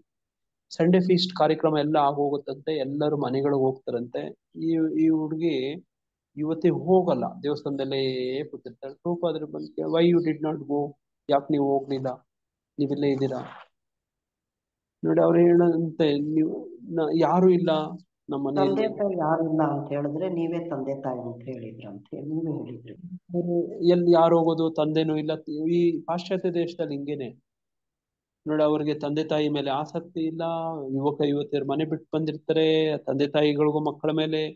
ನೋಡಿ, ಒಬ್ಬ ಯುವತಿ ಒಬ್ಬ ಹೆಂಗ್ಸ್ ಹೇಳ್ತಾಳೆ ನೋಡಿ, ಒಬ್ಬ ಗಂಡ್ಸ್ ಹೇಳ್ತಾನೆ, ನೀನು ನನ್ನ 5ನೇ ಪತ್ನಿ ಅಂತ ಹೇಳಿದ್ರೆ ಆಕೆ ಹೇಳ್ತಾಳೆ, ನೀನು ನನ್ನ 10ನೇ ಗಂಡ ಅಂತ ಹೇಳ್ತಾಳೆ. ನೋಡ, ಸಮಾಜ ಹಂಗಿರುತ್ತೆ ಅಲ್ಲಿ. ನೋಡಿ, ಯಾರ್ಯಾರಿಗೋ ಹುಟ್ಟಿರ್ತಾರೆ, ಅವ್ರ ಮಕ್ಕಳ ಮೇಲೆ ಅವ್ರಿಗೆಲ್ಲ ಆಸಕ್ತಿ, ಗಮನ ಎಲ್ಲ ಇರಲ್ಲ. ನೋಡಿ, ಈಕೆಗೆ ನೋಡಿ ಅಳ್ತಾ ಇರ್ತಾಳೆ, ನನ್ಗೆ ಯಾರು ಇಲ್ಲ. ನೋಡಿ, ಪ್ರಭುಪಾದ ಅಲ್ಲೇ ಆ ಕ್ಷಣನೇ ಹೇಳ್ತಾರೆ, ನಾನೇ ನಿಮ್ ತಂದೆ. ಈಗ ಇಲ್ಲಿಂದ ಆಚೆ ನೀನ್ ನನ್ನ ಮಗಳು, ನಾನ್ ನಿಮ್ ತಂದೆ. ನಾನ್ ನಿನ್ನ ಮಗಳ ತರ ನೋಡ್ಕೊತೀನಿ. ನೋಡಿ, ಹಂಗೆ ತಕ್ಷಣ ನೋಡಿ ಹಂಗೆ ನೋಡಿ, ಇವರೆಲ್ಲ ಸನ್ಯಾಸಿಗಳಾಗಿ ಮನೆ ಮಠ ಬಿಟ್ಟು ಹೋಗ್ತಾರಲ್ಲ. ನೋಡಿ, ಇಡೀ ವಿಶ್ವನೇ ಅವ್ರ ಕುಟುಂಬ, ಅವರ ಬಂಧುಗಳು, ಎಲ್ಲ ಜೀವಿಗಳು ಅವ್ರ ಬಂಧುಗಳು ಅಂತ ಅನ್ಕೊಳ್ತಾರೆ. ನೋಡಿ, ಇದು ಭಗವಂತನಲ್ಲಿ ಇರೋ ಲಕ್ಷಣ. ನೋಡಿ, ಭಗವಂತನಲ್ಲಿ ಏನ್ ಲಕ್ಷಣ ಇದೆ ಅಂದ್ರೆ ಇದೇ ಲಕ್ಷಣ. ನೋಡಿ, ಏನದು, ಮಾಮೈವಾಂಶ ಜೀವಲೋಕೆ ಜೀವಭೂತ ಸನಾತನ ಅನ್ನೋ ತರ. ನೋಡಿ, ಇವರು ಅಷ್ಟೇ. ಹಂಗಾಗಿ ನೋಡಿ, ಇದು ವಸುದೈವ ಕುಟುಂಬಕಂ. ನೋಡಿ, ನಿಮ್ಮ ಯಾರ್ಯಾರೆಲ್ಲ ಸಂಪರ್ಕಕ್ಕೆ ಬರ್ತಾರೋ ಅವ್ರನ್ನೆಲ್ಲಾನು ಕೃಷ್ಣ ಪ್ರಜ್ಞೆಗೆ ತಗೊಂಬರೋ ಪ್ರಯತ್ನ ಮಾಡಿ. ಅದರಲ್ಲಿ ನಮ್ಮ ಕುಟುಂಬ ಸದಸ್ಯರುಗಳು ಇದ್ರೆ ಒಳ್ಳೇದು, ಇಲ್ಲದೆ ಇದ್ರೆ ಕೆಲವೆಲ್ಲ ಅಂಶಗಳು ಯಾರು ಏನು ಮಾಡಕ್ಕಾಗಲ್ಲ. ನೋಡಿ, ದೊಡ್ಡ ಆಚಾರ್ಯಗಳ ಬದುಕಲ್ಲಿ ಹಿಂಗೆ ಆಯ್ತು ಅಲ್ವಾ? ರಾಮಾನುಜಾಚಾರ್ಯರಾಗ್ಲಿ, ನೋಡಿ ನಮ್ಮ ತುಕಾರಾಮ್ ಮಹಾರಾಜರಾಗ್ಲಿ ಅಲ್ವಾ? ನೋಡಿ, ಈ ತರದೆಲ್ಲ ಉದಾಹರಣೆಗಳು ಇದಾವೆ. ಹರಿ ಕೃಷ್ಣ. ಸುಕನ್ಯಾ ಮಾತಾಜಿ, ಹಂಗಾಗಿ ನೀವೇನ್ ಮಾಡಿ, ನಿಮ್ ಕೃಷ್ಣ ಪ್ರಜ್ಞೆ ಅಭ್ಯಾಸ ಮಾಡ್ಕೊಂಡು ಹೋಗಿ.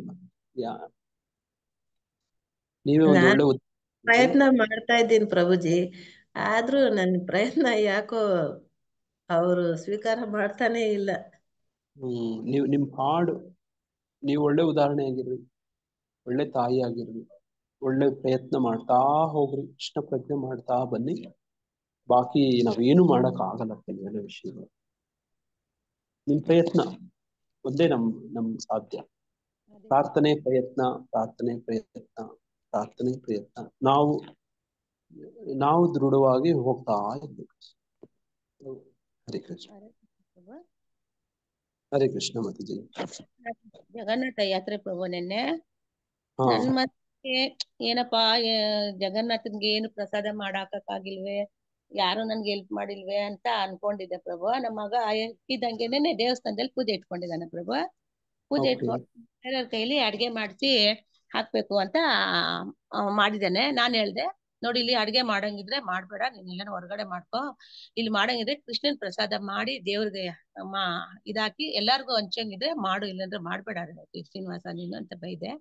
ಅದಕ್ಕೆ ಅವನು, ನಿನ್ಗೆ ಯಾಕಮ್ಮ, ನಾನ್ ಮಾಡ್ತೀನಿ ಸುಮ್ನೆ ಇರು ಅಂತಂದ. ಕೃಷ್ಣನ್ ಪ್ರಸಾದ ಮಾಡಂಗಿದ್ರೆ ಮಾತ್ರ ಮಾಡು, ಇಲ್ದ್ರೆ ಮಾಡ್ಬೇಡ, ಹಂಗೆಲ್ಲ ವಿರುದ್ಧ ಮಾಡ್ಬೇಡ ನೀನ್ ನನ್ಗೆ ಅಂತ ಅಂದೆ. ಆಮೇಲೆ ಅವನೇ ಪ್ರಭು, ನಾನೇನು ಹೇಳಲೇ ಇಲ್ಲ. ನಮ್ ಫ್ರೆಂಡ್ಗಳಿಗೆಲ್ಲ ಕರೆದ್ಬಿಟ್ಟೆ, ಬನ್ನಿ ಸ್ವಲ್ಪ ಪ್ರಸಾದ ಮಾಡ್ಕೊಡಿರಾ ಎಲ್ಲಾರು ಸೇರಿ, ತುಂಬಾ ಜನಕ್ ಮಾಡ್ಬೇಕು, ಊರವ್ರಿಗೆಲ್ಲಾನು ಅಂತ ಹೇಳ್ಬಿಟ್ಟು ಕರ್ದೆ ಪ್ರಭು. ಇವ್ರು ಬರೋದು ಸ್ವಲ್ಪ ಲೇಟ್ ಮಾಡಿದ್ರು ಪ್ರಭು. ಜಯಮಾಲಾ, ಜಯದಾಯಿನಿ, ನಮ್ಮ ಶಕುಂತಲ ಅವರೆಲ್ಲ. ಇವನೇನ್ ಮಾಡ್ದೆ, ನೆಂಟಿನ ಅವ್ನಿಬ್ರೆ ಸೇರಿ ನಾನ್ ಸ್ವಲ್ಪ ಹಚ್ಕೊಟ್ಟೋದು ಅದು ಇದು 4 ಜನನ ನನ್ ಮಗಳು ಅವರೆಲ್ಲ ಕರ್ಸಿದ್ದೆ ಪ್ರಭು. ಕರ್ಸ್ಬಿಟ್ಟು ಎಲ್ಲ ಹಚ್ಕೊಟ್ರಿ ಪ್ರಭು. ಅವನು ಯಾವತ್ತೂನು ಒಲೆ ಅಣ್ಸಿ ಅವನು ಪಾತ್ರೆ ಇಟ್ಟು ಮಾಡ್ದವನೇ ಅಲ್ಲ ಪ್ರಭು. ನೆನ್ನೆ ನೋಡ, ಫಸ್ಟ್ ದೇವ್ರನ್ನ ಬೇಡ್ಕೊ, ರಾಧಾರಾಣಿನ್ ಬೇಡ್ಕೊ, ಕೃಷ್ಣನ್ ಬೇಡ್ಕೊ, ಒಲೆ ಹಚ್ಚು ಅಂತಂದೆ ಪ್ರಭು. ಹಚ್ಚಿದ ಮಾಡ್ದೆ ಪ್ರಭು. ತುಂಬಾ ಚೆನ್ನಾಗ್ ಪ್ರಭು ಪ್ರಸಾದ ಅಂದ್ರೆ ನನ್ಗೆ ನಿಜವಾಗ್ಲು ಪ್ರಭು, ನಾನು ಆತರ ಮಾಡ್ತಾನ ಇಲ್ಲ ಅಂತ ಗೊತ್ತಿಲ್ಲ ಪ್ರಭು, ಅಷ್ಟು ಚೆನ್ನಾಗಿ ಪ್ರಸಾದ ಮಾಡ್ದ ಪ್ರಭು. ಸುಮಾರು ಒಂದು 300 ಜನಕ್ಕೆ ಆಗಷ್ಟು ಪ್ರಸಾದ ಮಾಡ್ದ ಪ್ರಭು. ಮಾಡಿ Okay. ರಾತ್ರಿ ಪೂಜೆ ಮಾಡಿದ್ರಿ ಪ್ರಭು, ಪೂಜೆ ಕೊಟ್ರಿ ದೇವಸ್ಥಾನದಲ್ಲಿ. ನಾ ಇಲ್ಲಿ ಜಗನ್ನಾಥ ವ್ಯಾಪಾರ ಮಾಡ್ಬಿಟ್ಟು ಅದನ್ನ ತಗೊಂಡೋಗಿ ದೇವಸ್ಥಾನದಲ್ಲಿ ಕೊಟ್ಟೆ. ದೇವಸ್ಥಾನಕ್ಕೆ ತಾಯಿಗೆ ಮಾರಮ್ಮನಿಗೂನು ಅದೇ ಪ್ರಸಾದ, ಜಗನ್ನಾಥನ ಪ್ರಸಾದನೇ ಅವ್ರಿಗೂ ಕೊಟ್ಟೆ. ಕೊಟ್ಬಿಟ್ಟು ಎಲ್ಲಾರು ಹೇಳಿದೆ 5ನೇ ತಾರೀಕು ರಥಯಾತ್ರೆ, ಎಲ್ಲಾರು ದಯವಿಟ್ಟು ಎಲ್ಲಾರು ಬಂದು ಪಾಲ್ಗೊಳ್ಬೇಕು ಅಂತ. ಆಮೇಲೆ ಎಲ್ಲಾರ್ಗು ಪ್ರಸಾದ ಸ್ವಲ್ಪ ಇದ್ರು ಕೂಡ ತುಂಬಾ ಜನ ಬಂದ್ಬಿಟ್ರು. ನೆನ್ನೆ ಏಕಾದಶಿ, ಇದು ಆಷಾಢ ಶುಕ್ರವಾರ ಅಂತ ತುಂಬಾ ಜನ ಸೇರ್ಬಿಟ್ರು. ಆಮೇಲೆ ಪ್ರಸಾದ ಎಲ್ಲ ಹಂಚಿದ್ದಾಯ್ತು, ಸಾಲ್ದಿರ ಬಂತು. ಆದ್ರೂನು ಮನೇಲಿ ಸ್ವಲ್ಪ ಎತ್ತಿಟ್ಟಿದ್ದೆ, ಅದನ್ನೆಲ್ಲ ಕೊಟ್ಟೆ. ಕಡೆಯಲ್ಲಿ ಪುರೋಹಿತರು ತಿನ್ನಲ್ಲ ಪ್ರಭು ಅಲ್ಲಿ ಅವ್ರು ಮಾಡಿದ ಪ್ರಸಾದನ. ನಾ ಹೇಳ್ದೆ ಇದು ಜಗನ್ನಾಥನ್ ಪ್ರಸಾದ, ಐನೋರೆ ತಿಂತೀರಾ ತಗೊಂಡೋಗಿ ಅಂತ ಹೇಳ್ಬಿಟ್ಟು ಅವ್ರಿಗೂ 3 ಜನಕ್ಕೆ 3 ಪ್ರಸಾದ ಕೊಟ್ಟೆ ಪ್ರಭು. ಖುಷಿಯಿಂದ ತಗೊಂಡ್ರು ಅವರು. ತುಂಬಾ ಸಂತೋಷ ಮಾತಾಜಿ.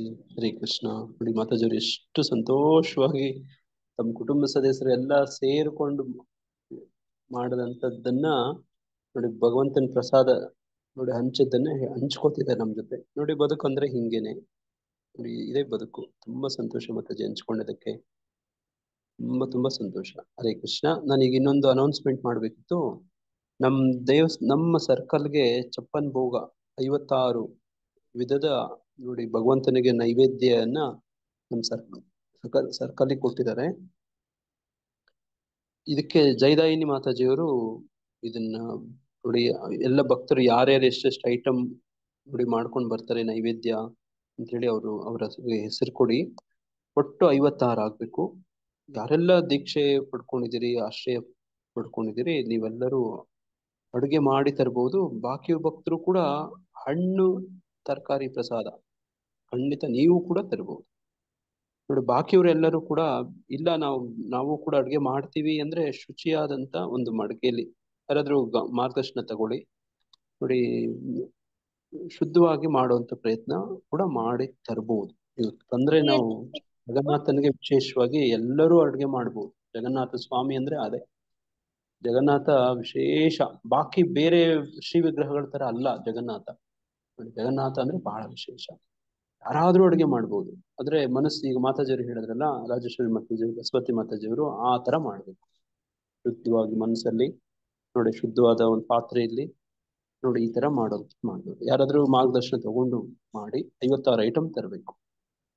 ಜಯದಾಯಿನಿ ಮಾತಾಜಿಯವರೇ ಇದನ್ನ ಕೇಳಿಸ್ಕೊಂಡ್ರ? ಎಲ್ಲಿ ತರ್ಬೇಕು ಪ್ರಭು? ಹೌದು, ಅದು ನಮ್ಗ್ ಜಾಗ ಗೊತ್ತಿಲ್ಲ. ನಾವು ಮೊನ್ನೆ ದೇವಸ್ಥಾನದಲ್ಲಿ ಮಾತಾಡ್ಕೊಳ್ತಾ ಇದ್ರು, ಕಮ್ಮನಹಳ್ಳಿಯಲ್ಲಿ ಓಂ ಶಕ್ತಿ ದೇವಸ್ಥಾನ ಹತ್ರ ಅಂದ್ರು. ನೀವು ದೇವಿಗೇಂದ್ರ ನಂದನ್ ಪ್ರಭುಗೆ ಕಾಲ್ ಮಾಡಿ ಮಾತಾಡಿ ಮಾತಾಜಿ. ಜಯದಾಯಿನಿ ಮಾತಾಜಿಯವರು ಇಲ್ಲ, ಅವರು ಪೂರಿ ಹೊರಟೋಗಿದ್ರು. ನೀವು ಸ್ವಲ್ಪ ಇದ್ರ ಬಗ್ಗೆ ಲೀಡ್ ತಗೊಳ್ಳಿ ಮಾತಾಜಿ. ನಾವು ವಿಭಿನ್ನ ಗೋಪಿಕಮ್ಮ ಮಾತಾಜಿಯವ್ರ ಹತ್ರ ಮಾತಾಡ್ಕೊಳ್ಳಿ. ಹರೇ ಕೃಷ್ಣ. ಬೇರೆ ಯಾರಾದ್ರೂ ಭಕ್ತರು, ಚಳ್ಳಕೆರೆಯಿಂದ ಭಕ್ತರು ಏನಾದ್ರು ನಾವು 1-2 ಐಟಮ್ ಮಾಡ್ಕೊಂಡು ಬರ್ತೀವಿ ಅಂದ್ರೆ ನಿಮ್ಗೂ ಕೂಡ ಸ್ವಾಗತ. ನಿಮ್ದು ಕೂಡ ಇದರಲ್ಲೇ ಪಾತ್ರ. ನೀವು ಕೂಡ ಭಾಗವಹಿಸ್ಬೋದು.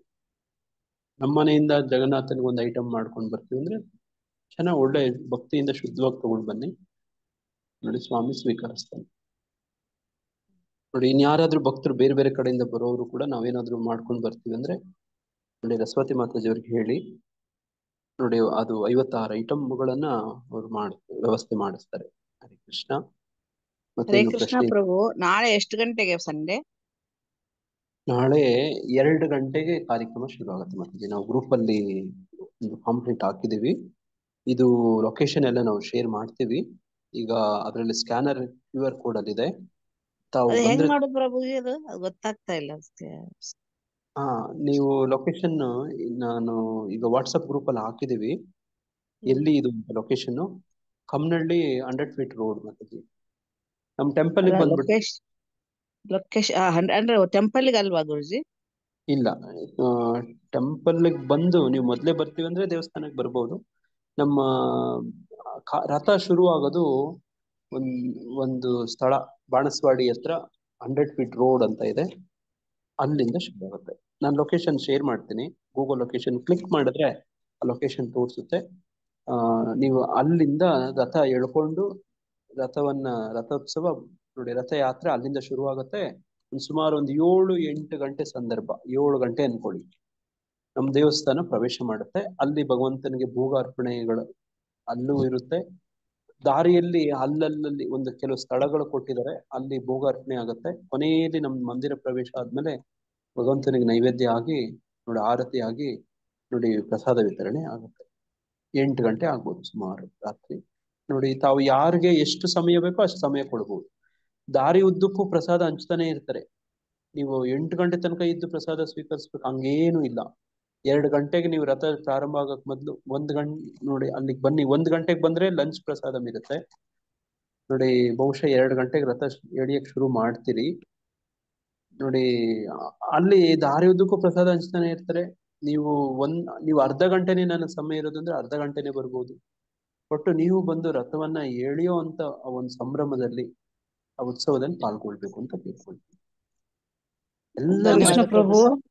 ಅರ್ಧ ಗಂಟೆ. ಪ್ರಭು ಮುಕ್ಕಟ್ಟಂ ದೇವಸ್ಥಾನದಿಂದ ಬರುತ್ತೆ ಪ್ರಭು, ಸ್ಟಾರ್ಟ್ ಆಗುತ್ತಾ?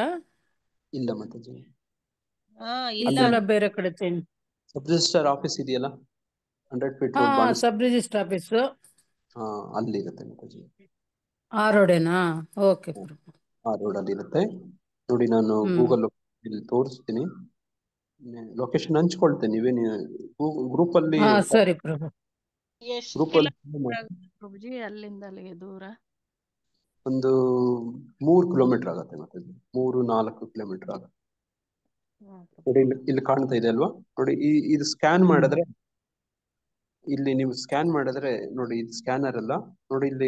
ಇಲ್ಲಿ ಹೇಳ್ತಿದ್ದಾರೆ ನೋಡಿ, ರಥ ರೂಟ್ 100 ಫೀಟ್ ರೋಡ್, ದೊಡ್ಡ Banaswadi, opposite to the grand hotel ನೋಡಿ. ಇಲ್ಲಿ ಇರುವಂತದ್ದನ್ನ ನೋಡ್ಕೊಳ್ಳಿ. Banaswadi main road, Uttam Sagar road, Om Shakti temple road ನೋಡಿ, Trilife hospital, CMR road, Kammanahalli main road, Empire hotel, Nehru road ಆಯ್ತಾ. Airport road, Kachakanahalli main road ನೋಡಿ, Chandrashekar speech and hearing hospital, ISKCON HBR. ಇದು route ಆಗಿರುತ್ತೆ. 2 ಗಂಟೆಗೆ ಅರ್ಚನಾ ಒಳಂಗಡ ಮುಂದ್ರ ನೋಡಿ, 2 ಗಂಟೆಗೆ ಶುರು ಆಗುತ್ತೆ ಆಯ್ತಾ. 100 ಫೀಟ್ ರೋಡ್, ದೊಡ್ಡ ಬಾಣಸ್ವಾಡಿ, ದಿ ಗ್ರ್ಯಾಂಡ್ ಹೋಟೆಲ್. ಯಾರನ್ನಾದ್ರೂ ಕೇಳ್ಬೋದು ಸಬ್ ರಿಜಿಸ್ಟ್ರಾರ್ ಆಫೀಸ್ ಎಲ್ಲಿ ಅಂತ ಕೇಳಿ, ಯಾರಾದ್ರೂ ತೋರಿಸ್ತಾರೆ. ನಾನು ಲೊಕೇಶನ್ ಶೇರ್ ಮಾಡ್ತೀನಿ, ನೀವು ಬರ್ಬೋದು. ಹರೇ ಕೃಷ್ಣ, ಎಲ್ಲರೂ ಬನ್ನಿ, ಇದೊಂದು ಅವಕಾಶ ನೋಡಿ. ನಿನ್ನೆ ಪ್ರಭುಜಿಯವರು ಇಷ್ಟೊಂದು ಹೇಳಿದ್ರಲ್ವಾ, ರಥಯಾತ್ರಾ, ಜಗನ್ನಾಥ ಸ್ವಾಮಿ ಬಗ್ಗೆ ಇವೆಲ್ಲ ಹೇಳಿ ಕೇಳಿ ಏನ್ ಮಾಡ್ಬೇಕೀಗ, ಬಂದು ಕಾರ್ಯಕ್ರಮದಲ್ಲಿ ಭಾಗವಹಿಸ್ಬೇಕು. ಹರೇ ಕೃಷ್ಣ, ಹರೇ ಕೃಷ್ಣ. ಏನಾದ್ರು ವಿಶೇಷ ದಿನಗಳಿದಾವ ಮಾತಾಜಿ? ಶ್ವೇತ ಮಾತಾಜಿ ಯಾರು ಏನು ಹೇಳಿಲ್ಲ ಪ್ರಭುಜಿ. ಯಾರಾದ್ರೂ ಭಕ್ತರು ಪರಿಚಯ ಮಾಡ್ಕೊಡುವಂಥದ್ದು ಏನಾದ್ರು ಇದೆಯಾ? ಹರೇ ಕೃಷ್ಣ. ಏನು ಇಲ್ಲದೆ ಇದ್ರೆ ಕಾರ್ಯಕ್ರಮದಲ್ಲಿ ವಿರಾಮ ಕೊಡ್ತಿದ್ದೀವಿ. ಹರೇ ಕೃಷ್ಣ. ಇವತ್ತು KR ಪುರಮಲ್ ರಥಯಾತ್ರೆ ಇದೆ. ಆ ಭಾಗದಲ್ಲಿ ಯಾರಾದ್ರೂ ತಾವಿದ್ರೆ ಅಲ್ಲಿ ಕೂಡ ತಾವು ಬರ್ಬೋದು. ಹರೇ ಕೃಷ್ಣ. ವಂಚಾಕಲ್ಪತರುಭ್ಯಶ್ಚ ಕೃಪಾ ಸಿಂಧುಭ್ಯೇವ ಚ ಪತಿತಾನಾಂ ಪಾವನೇಭ್ಯೋ ವೈಷ್ಣವೇಭ್ಯೋ ನಮೋ ನಮಃ. ಅನಂತ ಕೋಟಿ ವೈಷ್ಣವವೃಂದ ಕಿ ಜೈ, ಸಮವೇತ ಭಕ್ತವೃಂದ ಕಿ ಜೈ, ಶ್ರೀ ಪ್ರಭುಪಾದ್ ಕಿ ಜೈ.